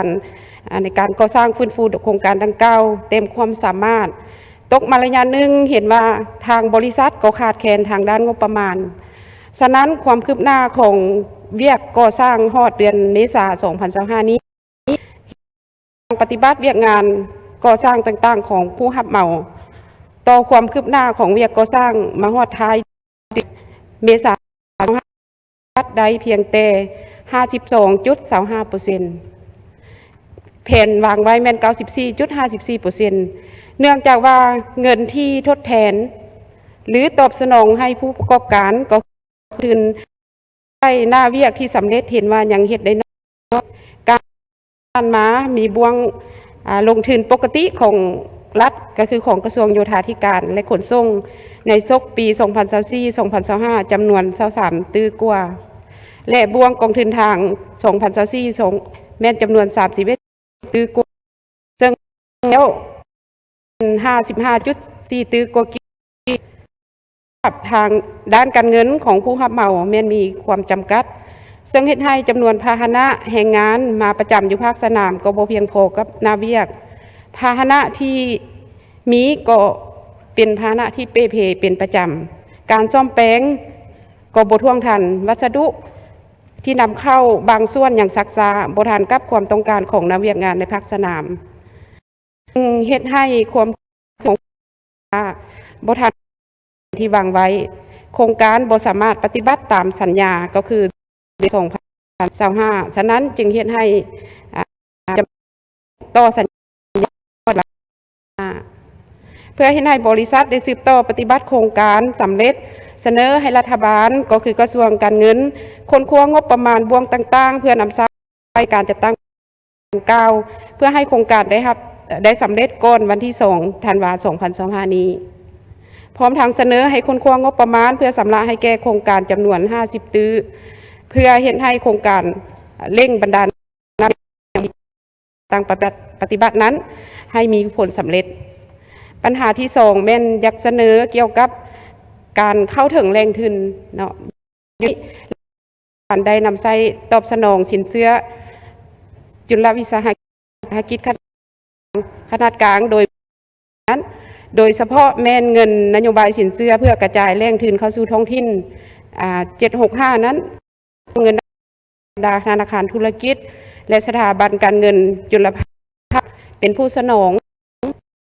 ตั้งของพวกข้าพเจ้าก็ไม่ได้รับงบประมาณ80กว่าตื้อกีบในนั้นก็ไม่ได้มีการจัดตั้งปฏิบัติปล่อยให้แก่81หัวหน่วยแต่ว่าปัญหาที่มีความยุ่งยากในระยะผ่านมานั้นซึ่งทางผู้ประกอบการก็ได้เสนออันที่การเนื่องจากว่าบ่สามารถปฏิบัติระเบียบของธนาคารและสถาบันการเงินจุลภาคยิ่งแม่นลักทรัพย์คำ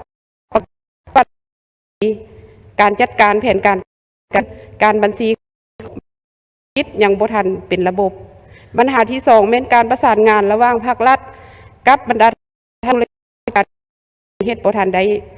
ดีอันเนื่องมาจากธนาคารมีระเบียบการเฉพาะและยังมีเงื่อนไขที่กลุ่มเป้าหมายปฏิบัติบ่ได้โดยเฉพาะแม่นกลุ่มคะแนน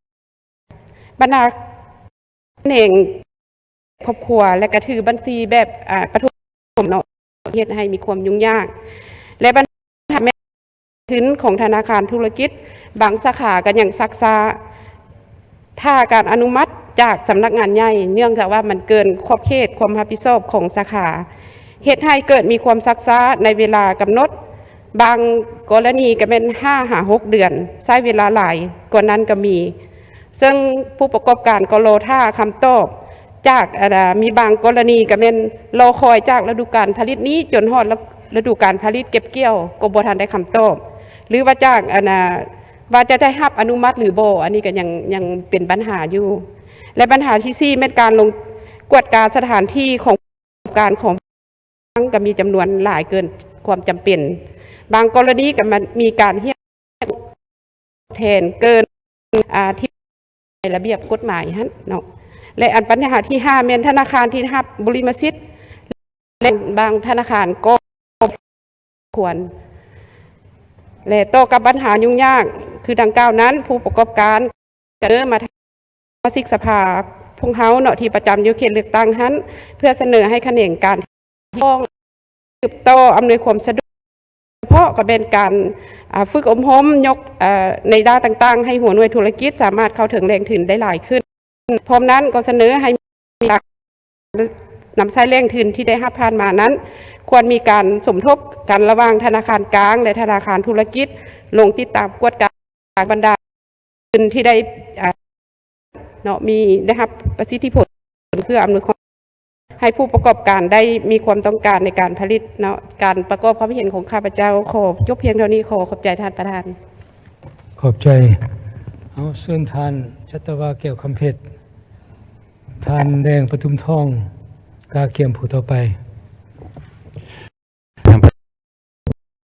ครับเขต7 สัญญบุรีขอมีคำเห็นต่อบทรายงานของรัฐบาลจึงจะควมเอาทั้งหมดอยู่ในคำเห็นของข้าพเจ้านี้จะแบบใส่บรรดาตัวเลขที่พวกเฮาบอกในเมื่อก่อนในการจะตั้งปฏิบัติเบียกตุจริงว่ามันเป็นอันใดล่ะพวกเฮาจะเห็นอันใดในต่อไปในการจะตั้งปฏิบัติเบียกตุจริงโดยพื้นฐานแล้วพระเจ้าสนับสนุนเกี่ยวกับคำเห็นของคณะประจำสภาแห่งชาติหาที่ข้างค่าในการจะตั้งปฏิบัติเบียกทั้งมัดเทียบใส่มติที่พวกเฮาบอกเลยมันมีเก่าขอตัวนี้อยากให้รัฐบาลอ่านเบิ่งคักๆแล้วเวลา6 ปีสิเกตตั้งปฏิบัติกับหลายๆอัน บัติจริงแต่ในระยะข้าพเจ้ายังสมเสยเนาะต่อรัฐบาลสุดนี้ในการจะต่างปฏิบัติท่าที่เมื่อก่อนข้าพเจ้ารู้สึกว่าบทแรงงานเทิงว่ามันกลับไปกลับมากลับไปกลับมาแต่ว่าตัวจริงยังมาสรุปออกอยู่ใน6 เดือนในการจะต่างตัวจริงเขาบอกย่อๆว่าอัตราการขยายโตของพวกเขาแท้ๆพวกเขาบอกแล้วบอกอีกว่าเฉพาะ6 เดือนนี่6 เดือนเขาว่า 4.3% ต่อปีแต่พวกเขาขาดการในการจะต่างปฏิบัติมันเกินเนาะอันนี้ข้าพเจ้าชุดที่ส้มเชยอันสองการเก็บรายหับของรัฐบาลที่พวกเขาว่าทั้งเก็บของว่าเบื้องรายหับ 16% ของ GDP รายจ่ายให้ได้ 10% ของ GDP ต่างปฏิบัติตัวเกี่ยวเห็นรายหับของรัฐบาลในการจะต่างปฏิบัติถ้าว่า6 เดือนนี่ถ้าบุตัวกันได้เนาะจะได้ประมาณ54%รายจ่ายจังสันในเวลาเขาจะบอกการดุลในการจะต่างปฏิบัติที่พวกเขาว่าท่านนายกก็ว่าวังกีเนาะขาดกะว่าหมวกเขาจะเก็บรายหับดุลคันบอกจังสันไม่ความเขาเนี่ยจะเกินดุลเกี่ยวกับรายจ่ายมันจะบอกเกี่ยวกับขึ้นตัวเลขนี่นั่นมันดุลของเขาประมาณ 1% อันนี้ครับพระเจ้าวังในการจริงถ้าว่าการเก็บงบประมาณหักไปงบแบบเอาเสือแนว่าใน6 เดือนถ่ายปีจะบรรลุในการจะต่างปฏิบัติ จะถอนแล้วเขาบอกเนาะถอนได้ไหนถอนว่ามันต้องลื่นขานหมายเนาะในการจะต่างปฏิบัติอันนี้พอบอกเขาบอก2 บักได้ว่า1บรรลุให้บรรลุขานหมายลื่นขานหมายจังสันข้าพเจ้าขอให้รัฐบาลถอนว่าบ่ให้ว่าลุดขานหมายให้ลื่นขานหมายอย่างเดียวในการจะต่างปฏิบัติโดยจริงเนาะอันนั้นจุดหนึ่งจุดที่2นี่ข้าพเจ้าอยากเว้าในภาคของธนาคารข้าพเจ้าชมเชยหลายเนาะเบิ่งอัตราเงินเฟ้อในเมื่อก่อนพวกเขาเว้ากันเวลาสมัย8พวกเขาว่าอย่าได้1ตัวเลขธนาคารกับว่าอันใดบอกบ่ได้ดอกคันใดหันสิ1 2 3 4 5เนี่ยข้าพเจ้าเห็นมหา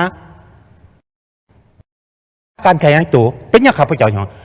15ลงมาหอดสุดท้ายแต่ได้8เฉลี่ยใน6 เดือนขาดกะว่า11%แล้วในนี่พวกเขาก็ยังขาดกะว่าพวกเขาจะเอา1ตัวเลขคัน1ตัวเลขตัวนี้ข้าพเจ้าคือสิรุดเลขเก่าขอให้มันยับไปหาจุด4ในการจะต่างปฏิบัติเวลานั้นมันจะดีคันเป็นเนี่ยเศรษฐกิจเขาจะฟื้นเนาะให้เศรษฐกิจเขาจะฟื้นแต่ในการจะต่างปฏิบัตินี่ข้าพเจ้าเขาบอกว่าเศรษฐกิจเขายังฟื้น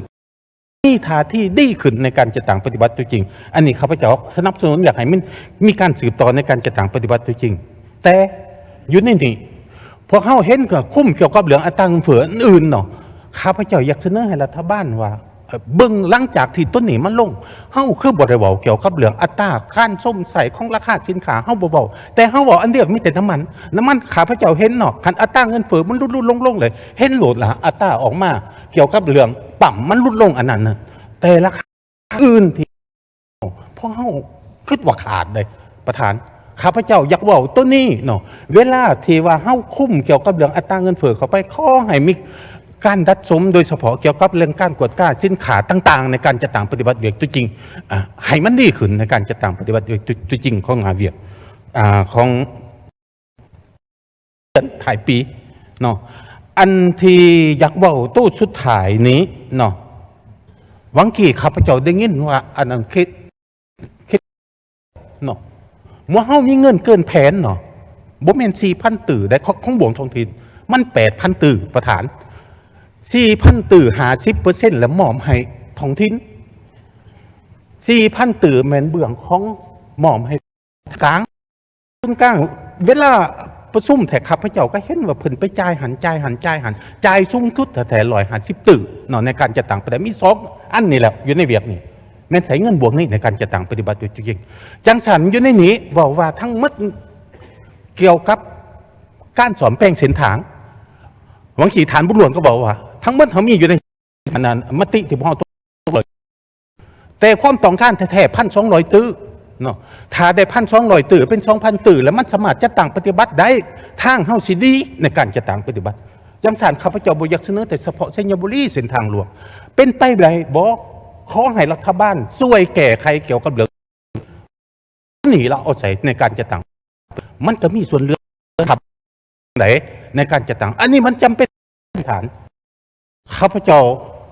มาหอดดินี่ไซญบุรีเป็นอะไรงูตัดและทางเหล็กเก่าอันนั้นทางผู้เก่ารักเดี๋ยวนี้รถมันไหลไปฝุ่นเมื่อใดฐานประธานคือว่ามันโถมสิออกมันทางที่ตื่นปฏิบัติเงินสอมแป้งเก่ามันบ่ทันแล้วเนาะเดี๋ยวนี้ทางมันให้สิมุนตื่มอีกจากอันจะตัดขอตัวนี้เนาะขออยากให้มีโต้เหลืองการสอมแป้งทาง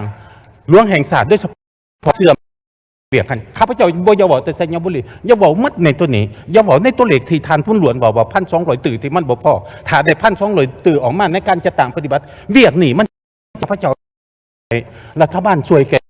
จะต่างปฏิบัติเนาะนะครับเห็นดีตามมานะทั้งหมดในการจะต่างปฏิบัติขอขอบใจท่านประธานขอบใจต่อไปเข้าเส้นท่านแดงปทุมทองประกอบเขาเห็น8 นาทีท่านสิงห์ห้องสมบัติกาเกียมผู้ต่อไปใจท่านประธานเฮียนท่านประธานคณะประธานเคารพสูงเฮียนท่านนายกรัฐมนตรีท่านคณะรัฐบาลบรรดาท่านแขกที่มีเกียรติสมาชิกสภาแห่งชาติที่นับถือและแพงครับเจ้าแดงปทุมทองสมาชิกสภาแห่งชาติจำเขตเลือกตั้งที่18แขวงชัยสมบูรณ์ขอประกอบคำเห็นในนามต่างหน้าให้คณะสมาชิกสภาแห่งชาติจำเขตเลือกตั้งที่18เกี่ยวกับบทรายงานของรัฐบาลในการแผนพัฒนาชีวิตสังคมแห่งชาติแผนงบประมาณแห่งรัฐแผนเงินตราระยะ6 เดือนต้นปี2025และทิศทางแผนการจุดซุ้ม6 เดือนถ่ายปี2025ติดพันกับการจัดตั้งปฏิบัติ2 วาระแห่งชาติและการแก้ไขปัญหาเข่งห่อนทางด้านเศรษฐกิจต่อกองประชุมสมัยสามัญเทื่อที่เก่าของสภาแห่งชาติครับเจ้าเห็นดีเป็นเอกภาพต่อการประกอบคณะประจำและบรรดาเพื่อนสมาชิกสภาแห่งชาติที่ได้มีคำเห็นไปก่อนแล้วเชื่อและเห็นดีเป็นเอกภาพอย่างสูงต่อการรายงานของรัฐบาลในการจัดตั้งปฏิบัติมติของสภาแห่งชาติหันมาเป็นแผนเวียกจุดซุ้มและมาตรการจัดตั้งปฏิบัติตัวจริงในสภาพที่ประเทศของเฮาประเสริฐหนากับความยุ่งยากสภาพของสากลก็คือสภาพภายในซึ่งก็เห็นได้ว่ารัฐบาลได้มีความพยายามสูงเฮ็ดให้การจัดตั้งปฏิบัติใน6 เดือนผ่านมานี้มีผลสำเร็จหลายด้านเป็นต้นเป็นเศรษฐกิจมีการขยายตัวในระดับ4.5% ในหันมันมีกสิกรรม 3.1 อุตสาหกรรม 4. บริการเช็ด 4.3 อันนี้ก็เป็นอันหนึ่งที่อย่างยืนถึงการปฏิบัติแผนงบประมาณนี่ก็เห็นว่าการเก็บรายรับต่างๆหดเดือน5นี่มันได้ดีมีท่าเอียงดีขึ้นการคุ้มครองรายจ่ายก็เป็นดีโดยเฉพาะมันการจ่ายเงินเดือนการจ่ายเงินอุดหนุนค่าครองชีพต่างๆให้คู่อาสาสมัครอันนี้เป็นอันดีที่สุดและเงินเดือนขั้นต่ำนี่ครับเจ้าเห็นว่ามันดีหลายว่าเรื่องเงินตราการรักษาเสถียรภาพด้านเงินตรานี้ก็คือบรรดาทานได้ฮู้นำกันว่ามีท่าเอียงลุดลงมาเทละก้าวแล้วสิก้าวไปหาจุดที่สภาเฮารับรองปริมาณเงิน M2 ก็ถือว่าอยู่ในเกณฑ์ที่ดีขึ้นอัตราแลกเปลี่ยนและความแตกต่างระหว่างอัตราแลกเปลี่ยนของธนาคารกับตลาดนี่ก็ถือว่าใกล้เคียงกันสำหรับเงินดอลลาร์ก็ 0.003 อันนี้เป็นอันที่รัฐบาลได้เฮ็ดได้ข้างเงินซ้ำห้องเงินตราต่างประเทศก็ถือว่าดีขึ้นและก็ปัญหาการแก้หนี้สินก็ถือว่าได้เฮ็ดดีโดยเฉพาะนั้นหนี้สินภายในและหนี้สินต่างประเทศแต่เคียงคู่กันนั้นข้าพเจ้าผ่านการจัดตั้งปฏิบัติผ่านการฟังการรายงานและผ่านการติดตามกฎการนี้ข้าพเจ้ายังสังเกตเห็นว่าในบทรายงานนี้มีบางจุดที่เห็นว่าเป็นในบทได้เว้าแล้วเกี่ยวกับจุดอ่อนแต่ว่าครับขอคงค้างครับเจ้าอันนึงมันเป้าหมายที่1นี้เป็นต้นมันเฮ็ดให้เศรษฐกิจขยายตัวต่อเนื่องมีคุณภาพมั่นเที่ยงและยืนยงอันนี้ครับเจ้าอยากให้รัฐบาลได้พิจารณาเบิ่งตื่มโดยเฉพาะมัน การเก็บมากๆแล้วพวกเฮาได้สม มันมีหลายยินยงพันใดโดยเฉพาะมันได้มาจากการเก็บแร่ธาตุจากแร่ธาตุรายรับได้มาจากก่อนหนึ่งมันเกิดมาจากผลิตซึ่งที่มีผลกระทบต่อตามครับเจ้าได้เบิ่งจากนั้นมาแม่นการผลิตเพื่อทดแทนการนำเข้านี้ยังเฮ็ดได้น้อยสินค้าที่พวกเฮาส่งออกไปแม่นอยู่ในนามชื่อของลาวแต่ว่าส่วนหลายแม่นคนต่างประเทศเขาเจ้ามาลงทุนครับและการสร้างฐานรายรับใหม่นี้ครับเจ้าเห็นว่า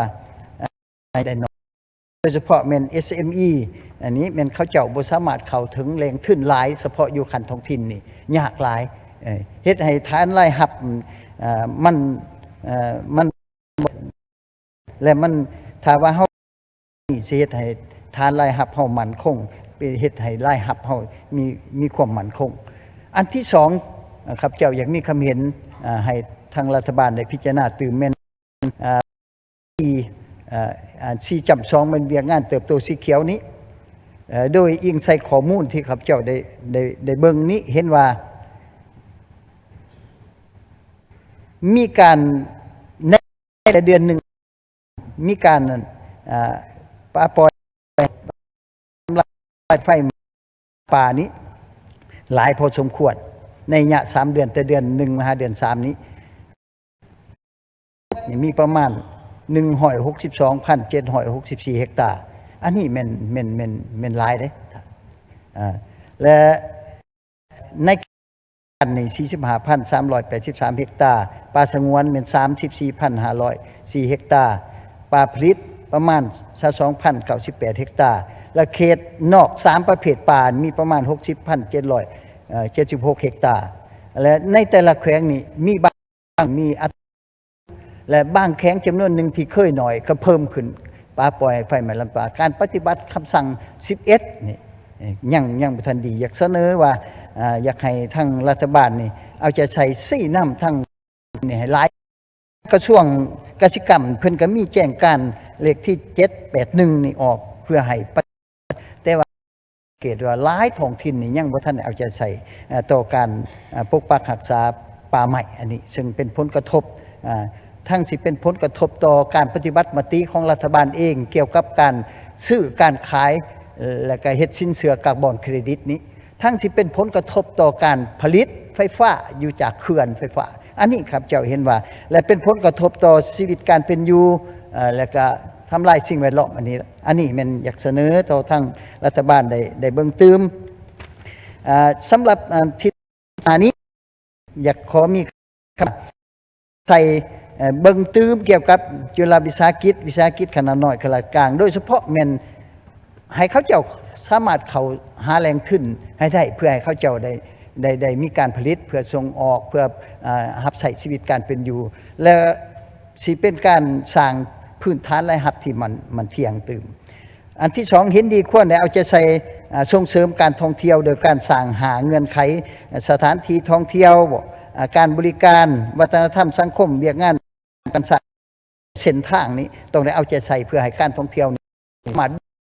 เที่ยวให้หลายขึ้นเพื่อจะเป็นการสร้างรายรับตื่มอันที่3นี้จะทำรับทิศทางนี้เอาใจใส่ปลุกระดมสังคมอย่างแข็งแรงเปลี่ยนแปลงแนวคิดจากฤดูกาลเทศกาลหรือว่าประเพณีในการปลูกว่าบ่แม่นสิปลูกแต่เป็นฤดูกาลฮอดยามเดือน6มาแล้วที่1เดือน6ไม่บ่ละปลูกหรือว่าเทศกาลเฮ็ดบุญใหญ่ปลูกมือทับอิฐนั่นแหละก็แล้วเลยอยากให้หันจากฤดูกาลอยากให้หันจากเทศกาลอันนี้มาเป็นอาจินคำหมายของอาจินหมายความว่าให้เป็นนิสัยปลูกไม้ให้เป็นนิสัยเพื่อสิตอบสนองมติของรัฐบาลว่าซื้อขายและเฮ็ดสินเชื่อคาร์บอนเครดิตอันนี้มันเป็นประโยชน์สูงป่าไม้อยู่บ้านเฮาผลประโยชน์ให้แก่เฮาได้เงินพร้อมอีกครับเจ้าอยากเสนอแน่นั้นต่อการเสนอของรัฐบาลอันที่หนึ่งเว้าเรื่องการโจการพิจารณาโครงการแห่ธาตุใหม่ทุกประเภทแห่โลหะแห่อาโลหะแห่หินทุกชนิดที่บ่แม่นหินรับใช้การก่อสร้าง พื้นฐานข้าพเจ้าสนับสนุนเต็มที่อันนี้นะเห็นดีแท้ๆเพราะว่ามันถึกบอบซ้ำจากการเฮ็ดแห่นี่มาหลายแล้วแม่นอยู่เฮาได้รายรับแต่ข้าพเจ้าเห็นว่าถ้าเบิ่งคักๆละเอียดแท้บางเทื่อมันบ่กุ้มปานใดบ่กุ้มหลายปานใดเพราะว่าหยังทางด้านจิตใจก็กระทบได้ประชาชนอันที่นโยบายสุขอยู่พัฒนาทางนี่ครับเจ้าสนับสนุนแต่ว่าไล่ละไปตามกรณีใดครับเจ้าสนับสนุนขอบใจท่านประธานเจ้า ขอบใจ อันนี้ก็มีข้อเสนอตัวและประกอบเขียนตัวบรรดาข้อเสนอของท่านในรัฐมนตรีตื่มเนาะบรรดาท่านตัวข้อเสนอของท่านนายก2ข้อนะเนาะที่ข้าพเจ้าได้ที่ท่านนายกได้อ่านผ่านเมื่อกี้นั่นแหละต่อไปเชิญท่านเชียงหอมสมบัติประกอบเขียน8 นาที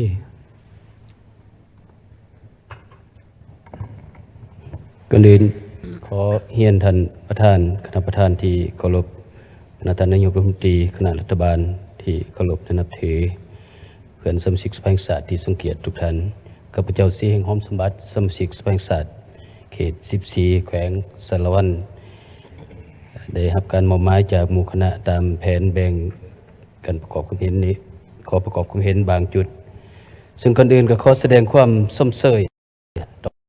ที่รัฐบาลได้จัดตั้งปฏิบัติในตลอดระยะ6 เดือนต้นปีนี้ในนามคณะสมาชิกสภาแห่งชาติประจำเขตเลือกตั้งผ่านการติดตามกวดการทินสามารถยั่งยืนได้ว่าการปฏิบัติแผนพัฒนากิจสังคม6 เดือนนี้มากผลอย่างแท้จริงนั่นแหละแสดงออกอยู่บนว่าในการแก้ไขความยุ่งยากทางด้านเศรษฐกิจนี้ได้เป็นรูปธรรมหลายเด่นกุโมกเป็นการคุ้มครองอัตราเงินเฟ้อคุ้มครองสินค้าราคาอื่นได้เข้าสู่ภาวะเกือบสามารถบอกได้ว่าปกติอันนี้เป็นอันดีอยู่ท้องถิ่นของพวกข้าพเจ้าก็ได้พยายามติดตามเบิ่งสภาพการผลิตติดพันกับการปฏิบัติวาระแห่งชาติของรัฐบาลอยู่ท้องถิ่นก็ล้วนแล้วแต่ได้รับการปฏิบัติเป็นอย่างดีพิเศษปีนี้นี่การผลิตเขานาแซงตามแผน 15,000 เฮกตาร์เฮาก็สามารถบรรลุได้เกือบ90 กว่าเปอร์เซ็นต์ของแล้วนี้ท่านประธานกรรมการแผนการเงินไปตรวจสอบไปติดตามเบิ่งก็เห็นว่าได้รับมากผลในระดับดีหลายนั่นแหละท่านเทียบใส่แผนการอันนี้ก็ขอแสดงความของย่อสมเสยเป็นพิเศษนั่นแหละนอกจากนั้นการคุ้มครอง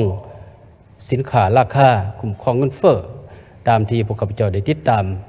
ให้คะแนนการเกี่ยวของติดตามอย่างใกล้ชิดก็เห็นว่ามีทวงทาลดลงหลายตามตัวเลขเบื้องต้นในเดือน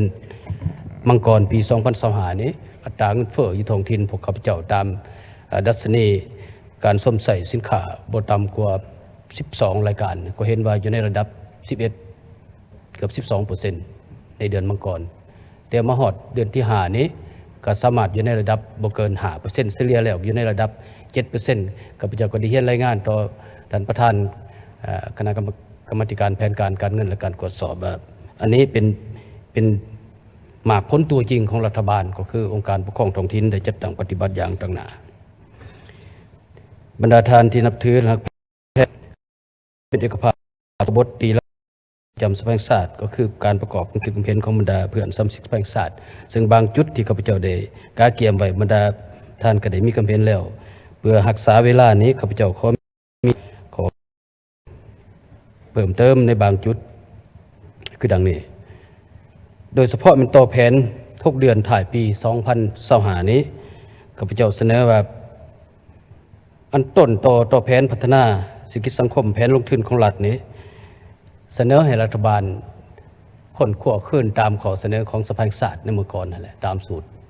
60 30แล้วก็40เป็นอย่างจึงเสนอขึ้นอันนี้เนื่องจากว่ามันบทมันนี้นะก็หมายว่าทุนที่จะเฮามีนี่ส่วนใหญ่เลยมัน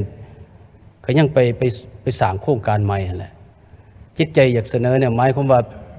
โครงการใดที่มีมูลค่าบ่ฮอด100 ล้านสำเร็จเลยเป็นโครงการที่อันนั้นบ่อยากให้เอาทุนประจำปีนี่ ไปเสลียให้บรรดาโครงการอยู่ในท้องถิ่นนั่นแล้วก็ไปแจกจ่ายให้กันบนโครงการละ4 ล้าน5 ล้าน10 ล้านอันนี้บ่มีประสิทธิผลหยังหมดบ่มีประสิทธิผลแท้ๆแล้วโครงการเนี่ยก็ยังจะคงโตไปอีกเป็นร้อยๆปีจิตใจของข้าพเจ้าสมมุติว่าเฮามีเงิน50ตื้อโครงการที่เฮาจะเฮ็ดในปี2026นี่อยู่ท้องถิ่นใดหนึ่งนี่อาจจะเฮ็ดบ่เกิน10-20โครงการหรือโครงการสืบต่อถ้าเฮาไปซุ้มใส่โครงการสืบต่อที่บ่มีประสิทธิผลเดี๋ยวนี้มีปัญหาแหละย้อนว่าโครงการสืบต่อเหล่านี้เขาเลยเสนอเปลี่ยนแปลงหุ้นหน่วยราคาเห็นบ่ย้อนว่าเขาปิดโครงการบ่ทันเฮาบ่สามารถปฏิบัติก็แม่นเฮาอัดฉีดเม็ดเงินไปช่วยเขาเฮ็ดให้เขาแล้วก็อาจจะเฮ็ดให้ราคาหุ้นหน่วยมันบ่สูงขึ้น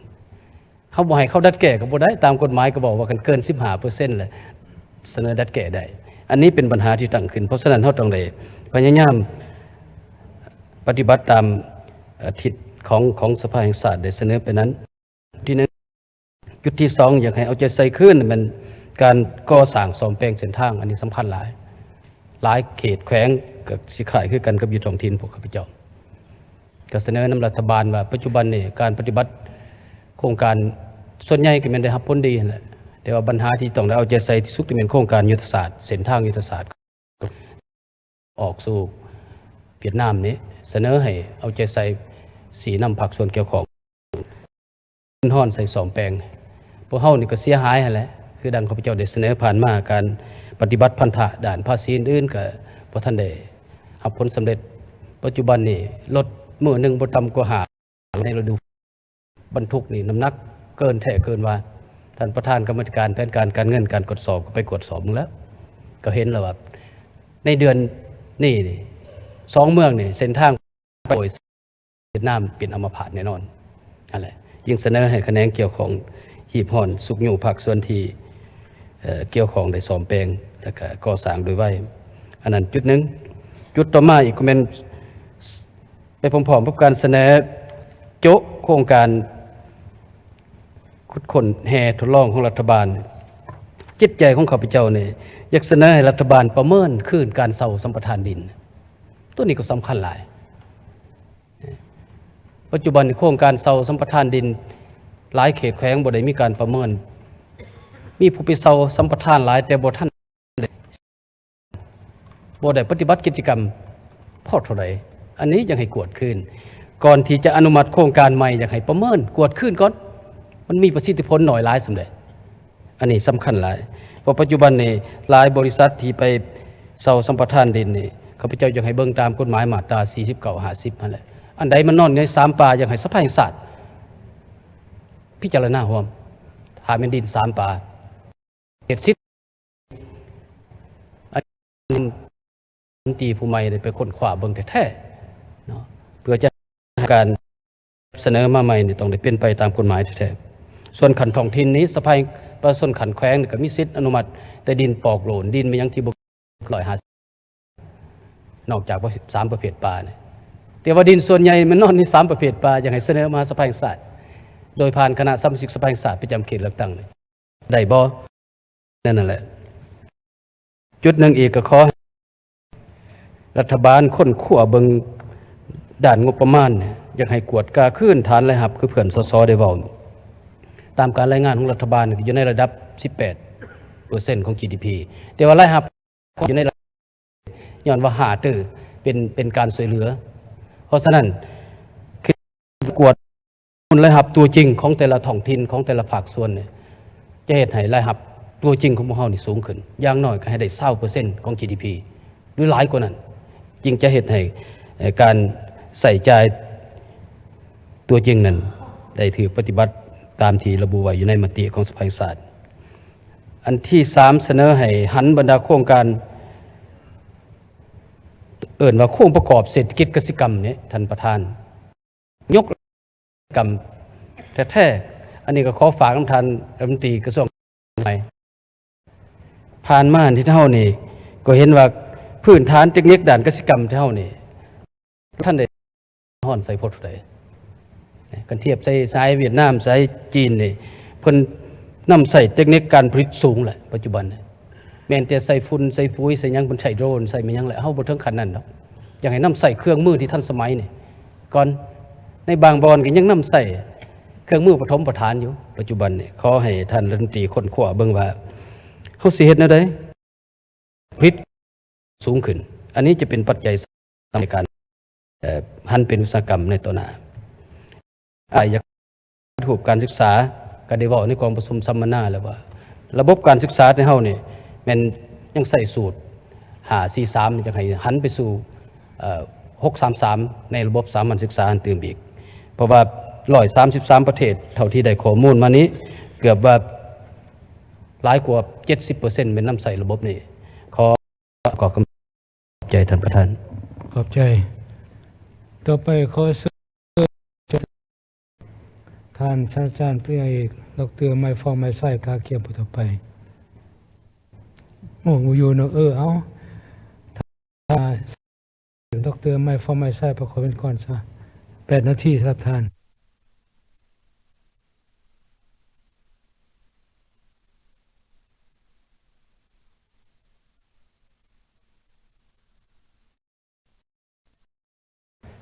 เจ้าขอบใจหลายท่านประธานก่อนอื่นขอเฮียนท่านประธานคณะประธานของประชุมที่เคารพนับถืออย่างสูงขอเฮียนท่านนายกรัฐมนตรีพร้อมด้วยคณะรัฐบาลเฮียนบรรดาท่านสมาชิกสภาแห่งชาติที่เคารพนับถือข้าพเจ้าไม้ฟองไม้ทรายจากเขต12แขวงขมวน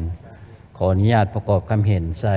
การจัดตั้งปฏิบัติแผนพัฒนาเศรษฐกิจสังคมแผนงบประมาณแห่งรัฐและก็แผนเงินตรา6 เดือนต้นปี 2025 พร้อมทั้งทิศทางแผนการท้ายปีนี้ก่อนอื่นครับเจ้าขอแสดงความสมเชยนำรัฐบาลที่ได้มีความตั้งหน้าปฏิบัติแผนพัฒนาเศรษฐกิจสังคมเหตุให้เศรษฐกิจมีลักษณะโดยเฉพาะแมนการขยายตัวทางเศรษฐกิจไตรมาสธรรมิตก็แมนอยู่ในระดับ 4.5% ซึ่งก็ถือว่าเป็นตัวเลขที่ว่าน่าชื่นชมอยู่ในนี้อยู่ในการขยายตัวของ 4.5% นี้ครับเจ้าสังเกตเห็นว่าส่วนใหญ่รายหับของพวกเขานี่ก็ยังแม่นมาจากวัตถุดิบออกต่างประเทศซึ่งตัวนี้เนาะมันกับแผนพัฒนาเศรษฐกิจสังคมที่รัฐบาลได้ตั้งเป็นสโลแกนหรือว่าเป็นคำขวัญว่าต้องไปตามทิศยืนยงและสีเขียววันนี้ให้มาเบิ่งคำว่ายืนยงสีเขียวการคุดค้นแห่ส่งออกขายเนาะตัวนี้มันเป็นการสร้างรายรับที่ว่าโบยืนยงธาตุคันเฮาขุดค้นขายออกไปหมดแล้วมันก็หมดไปโมมีลักษณะยืนยงเนาะอันนี้แสดงให้เห็นอย่างจ่าแจ้งมีประเทศอยู่ในโลกนี้บ่มีประเทศใดที่ว่าจะเจริญทางมีย้อนขายวัตถุดิบออกไปขายออกต่างประเทศแล้วสิเจริญเนาะรายรับมันน้อยหลายเนาะฉะนั้นครับเจ้าคิดว่าที่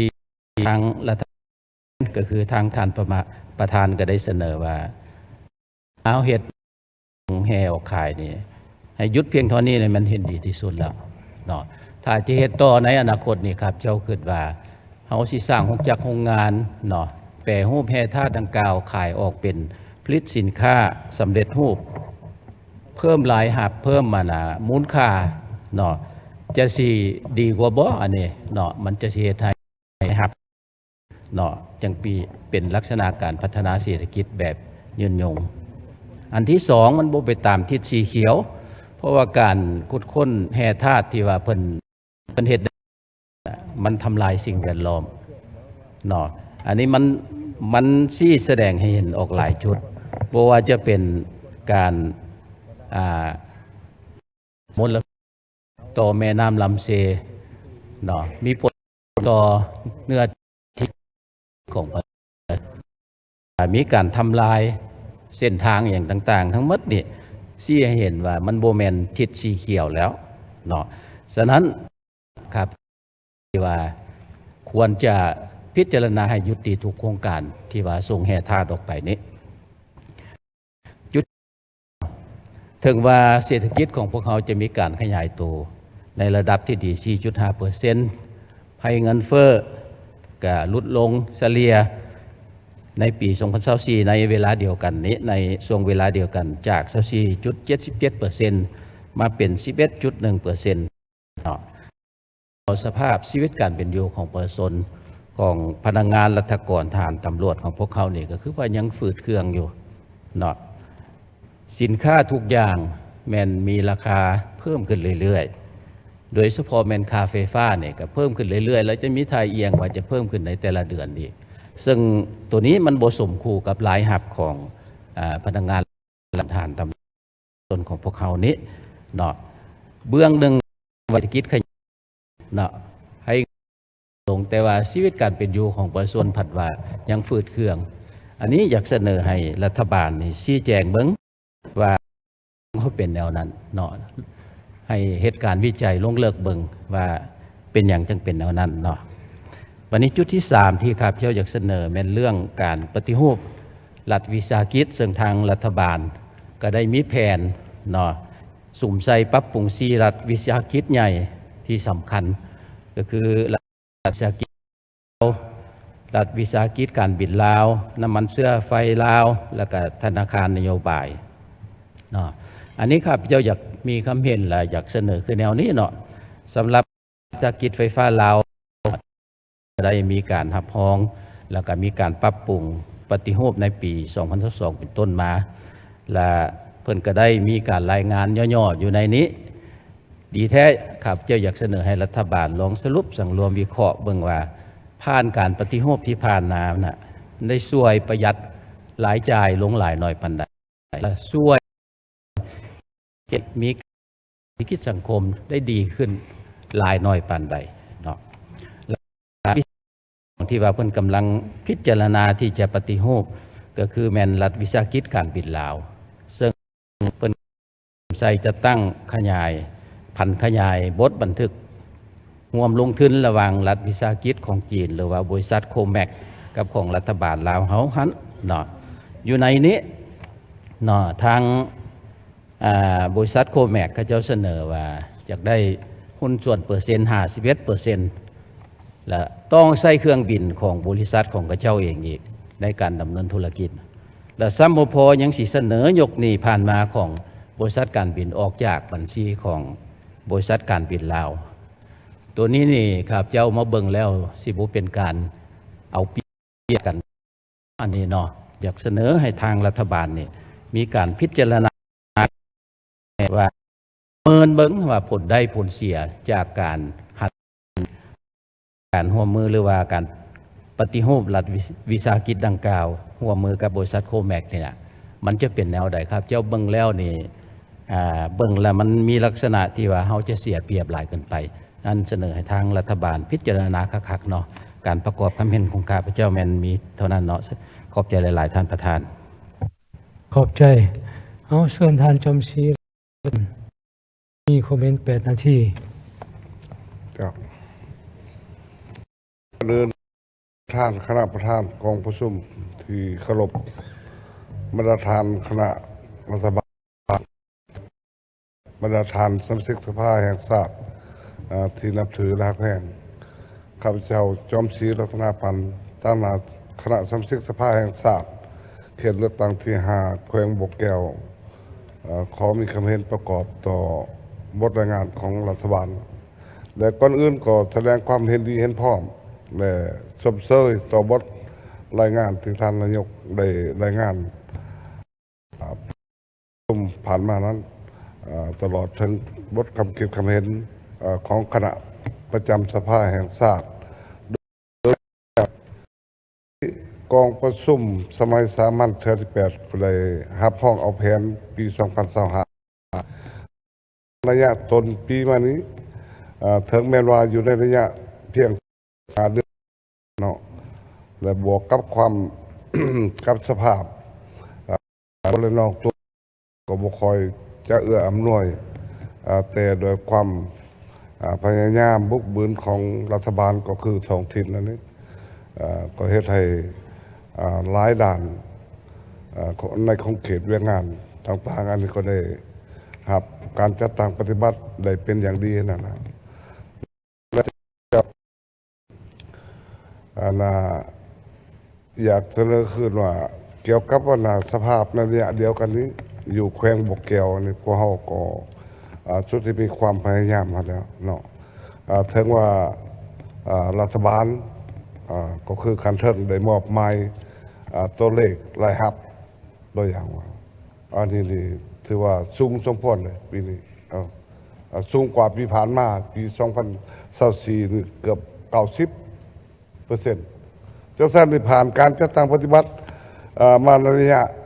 3-4 เดือนนี่เห็นว่าก็หลายมีความยุ่งยากหลาย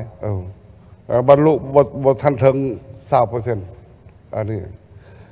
อย่างหลายอันก็พวมเห็นว่ามีรวมทั้งปัญหายุ่งยากอื่นๆอันนี้นะแต่ว่าในใดก็ดีเนาะ ข้าพเจ้าตั้งนายทั้งคณะก็อยากประกอบตื้มต่อบทรายงานและบทคำเห็นของคณะประจำอันนี้และเป็นต้นเลยของเขตเศรษฐกิจนี่อยากเสนอให้ทางคะแนนการเกี่ยวข้องอันนี้โดยเฉพาะเลยมันโครงการสร้างเส้นทางอันนี้ผ่านมาครับจะเจอแล้วมีคำเห็นเสนออยู่ในกองประชุมสมัยสมัญผ่านมาและอยากให้ลงช่วยติดตามตื่มเพราะว่าจะมอบเพียงให้มอบให้สมาชิกสภาประจำเขตเลือกตั้งก็พบความยุ่งยากเนาะพบความยุ่งยากอยู่มันเลยมันโครงการใหญ่อันนี้นะมันของรัฐบาลอนุญาตสมมติว่าเนาะไปจัดตั้งปฏิบัติอยู่ท้องถิ่นอันนี้ปวดกาก็ยากหลายเมื่อเป็นแนวนี้นี่มาเห็นสภาพว่าโครงการก่อนบ่ไปบ่มามันอยากคือเก่าอยู่นะทางไปยะพ่อก็พยายามลงแต่ว่าไปมันอยากคือเก่าและบางเส้นนี่ก็เส้นทางนี่กับทึนฮอดอันนี้โอ้มันสูงพอสูงมีบ่อนหนึ่งข้าพเจ้าขอเราน้อยหนึ่งคันให้เอกชนเฮ็ดอยู่ท้องถิ่นนะข้าเจ้ามีคนจัก200 ล้านแต่ว่าไปเฮ็ดทางทะลุซื่อๆเลยเดี๋ยวนี้เก่า10 ตื่อเขาจะว่าไกลกันโพดอันนี้สภาพก็พบปัญหานั่นน่ะเนาะอยากเสนออยากให้ทางกระทรวงเกี่ยวข้องนี่ลงช่วยตื่มจังซั่นนี่มาฮอดเวลานี้นี่เว้ารวมเลยหนี้สินของแขวงนี่นะเพิ่มขึ้นหลายเนื่องจากโครงการต่างๆมันราคาสูงเนาะและเส้นทางจากเขตบันดาลลงมาหาก่อนตื่นซื้อก็อันนี้ก็เป็นเท่าไหร่ล่ะเนาะ300-400 ตื่นวันนึงเที่ยวยากสุดฝนอันนี้เสนอทางรัฐบาลนั่นนะเนาะและอันสองมันติดพันกันนี่ก็มันจะซ้ำขึ้นเลยคือผ่านมานี่พอเขาโครงการสร้างสนามบินเนาะยกระดับสนามบินก็เป็นเท่านึงแล้วก็ลงเฮ็ดการเมืองแนวคิดให้ประชาชนบรรดาเผาอันนี้ก็ยากสมควรเลยเวลานี้สัมผัสได้ยินข่าวว่าทางด่วนจากบ่อแก้วไปหาบ่อเตนนี่เส้นหมดแล้วเส้นพอเขาก็ไปเผยแผ่แล้วแต่ละเทื่อก็ได้เสนอให้ประชาชนรู้ว่าบ้านเมืองจะพัฒนาอย่างไรได้ข่าวเป็นทางการว่าโอ้กันตัวนี้มันยุ่งยากเลยเนาะหน้าตาพรรครัฐเขาที่เห็นอะไรอันนี้อยากให้รัฐบาลท่านนายกพิจารณาขึ้นเบิ่งว่าก็สิเฮ็ดแล้วนี่ลงมือเปลี่ยนก็เชิญกันมาเส้นอยู่เวียงจันทร์ผิดเลยนครหลวงผิดเอานี่ข้าพเจ้าว่าแล้วก็เนาะมันยากมันสิยากอยู่ดอกแต่ว่าขอให้บังคืนนั้นเนาะตัวนี้นะ และ อันที่สองนี่อยู่ในตัวข้าพเจ้าเป็นห่วงหลายพวกเขาต่างๆสุดที่เก่าพวกเขาได้ว่าง ก็ได้เว่ากันว่างแผนยุทธศาสตร์ในการยกชูคุณภาพด้านการศึกษาอันนี้ข้าพเจ้าก็ไม่แม่นสีนำของเขตนี่หรอกแต่ว่าเนี่ยได้ไปเห็นสภาพตัวจริงนี่โอ้ยากหลายอยู่ชนบทยากขาดแค่นก็จะคือกับบรรดาแขวงเลยมีบ้านอาคาแห่งหนึ่งข้าพเจ้ามีสอนอยู่โรงเรียนประถมแห่งนั้นมด3 ห้องโฮมเป็นบ่อนเดียวพวกนักเรียนคนน้อยไม่อยากเข้าโรงเรียนเลยครูแล้วมันบกนับทางคุณภาพกับท่านใดแล้ววันนี้บ่อนหนึ่งอีกไกลตัวเราเห็นมดโรงเรียนมี5 ห้องเพียงแต่มีครูแต่สองคนสอนอันนี้ก็เฮาก็เห็นดีเห็นพร้อมกับกระทรวงป้องกันประเทศเพิ่นจะมีทิศว่าเอาวนานาทหารอันนี้แหละไปอบรมแล้วก็ไปสอนนั่นเอาอยากให้ที่พรนั่นแหละเสนอรัฐบาลเนาะแต่ว่าอยู่ตามอยู่ท้องถิ่นนี่โอ้จะเอาทหารไปอบรมมันนี่ก็ซอกยากๆเลยข้าพเจ้าเห็นสภาพตัวจริงนะบางเทื่อคันสงทั้งเทิงไปก็สิพอได้เนาะ2-3 พันแบ่งไปจักคนหนึงนี่ข้าพเจ้ายังมีความเห็นเพียงเท่านั้นแหละเนาะก็แสดงความขอบใจ ขอบใจเอาผู้สุดท้ายในเวลามื้อเช้ามื้อนี้ขอเชิญท่านปรีกนางวลีเวชพงศ์ประกอบเพียง8 นาทีเชิญ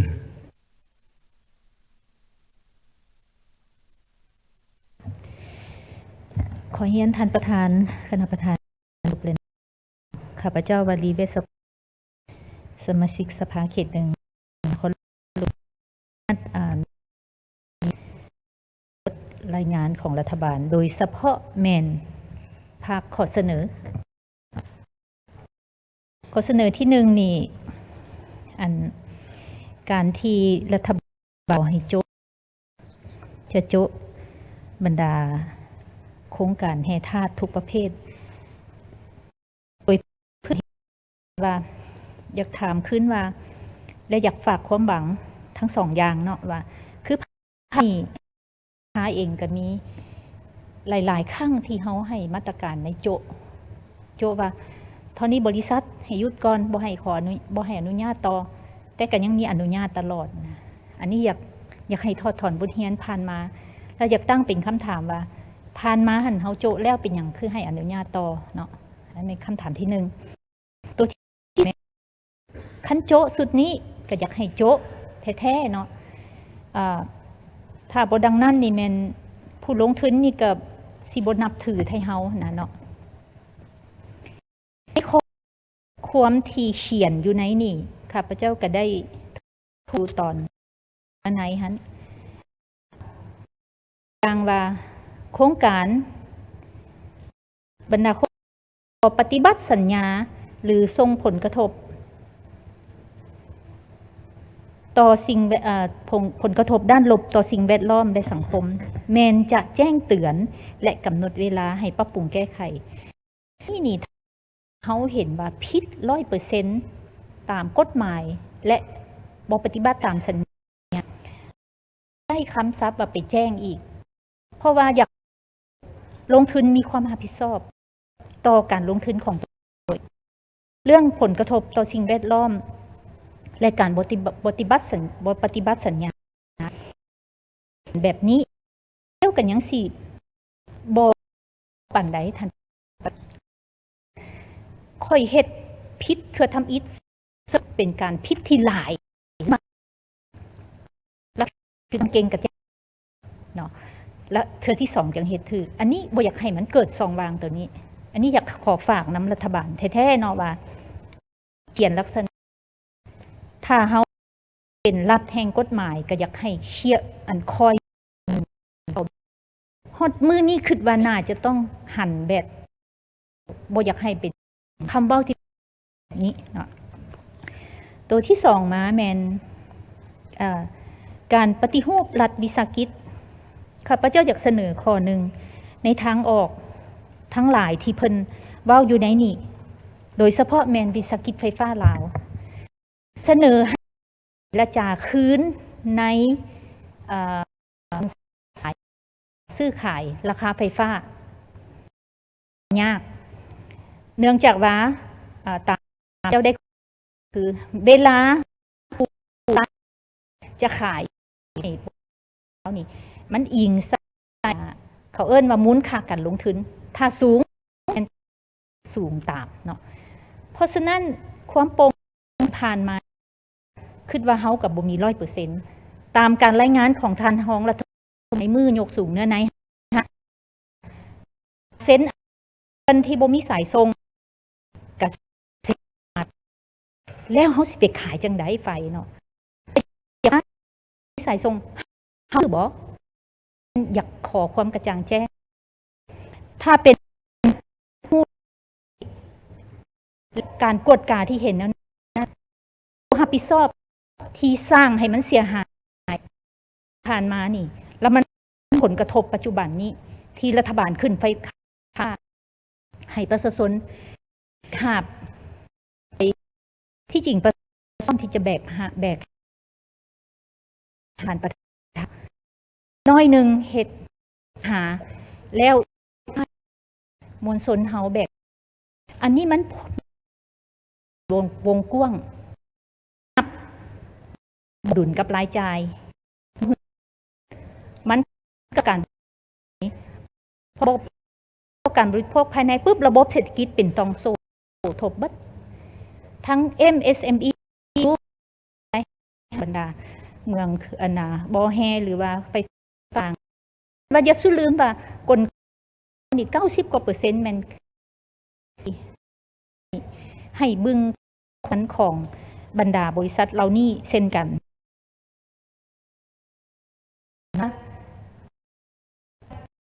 ใส่หน่อยเดี๋ยวนี้แนวนั้นต้องจ่ายขึ้นทุกเดือนเพราะว่าเข้าใจเฮาอาจจะไปตัวหนึ่งแต่หลังมันใหญ่เลยเพราะมันกระทบเป็นระบบวงกว้างฮอดการลงทุนเนาะอันนี้แม่นให้ขอทบทวนคือไฟฟ้ามันนักอีหลีประชาชนพนักงานตำรวจโดยเฉพาะผู้มีรายได้4-5ดูทันอันนี้แม่นอย่าขอน้ำแท้ๆว่าแล้วผู้ฐานะผู้แทนประชาชนสิลงไปอธิบายนี่นะเข้าแนวใดแต่พยายามปกป้องนี่แม่นหรือสอหลายเพื่อปกป้องกันแต่มันก็มีขอบเขตของมันในปัญหาค่าไฟฟ้านี้เนาะในทางตัวนึงอยู่ในมือของประชุมคือกันเนาะว่า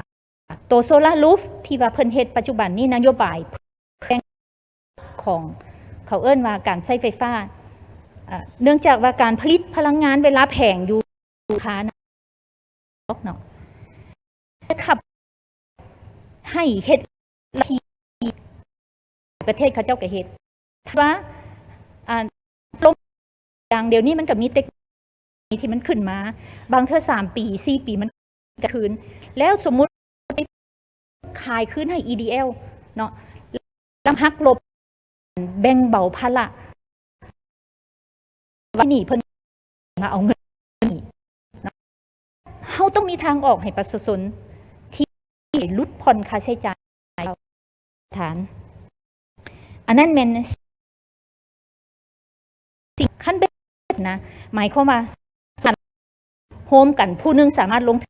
นแล้วค่ะมีที่บ่แม่นให้บริษัทไฟฟ้าเป็นผู้ผูกขาดอย่างเดียวเนาะมันโยงไปหา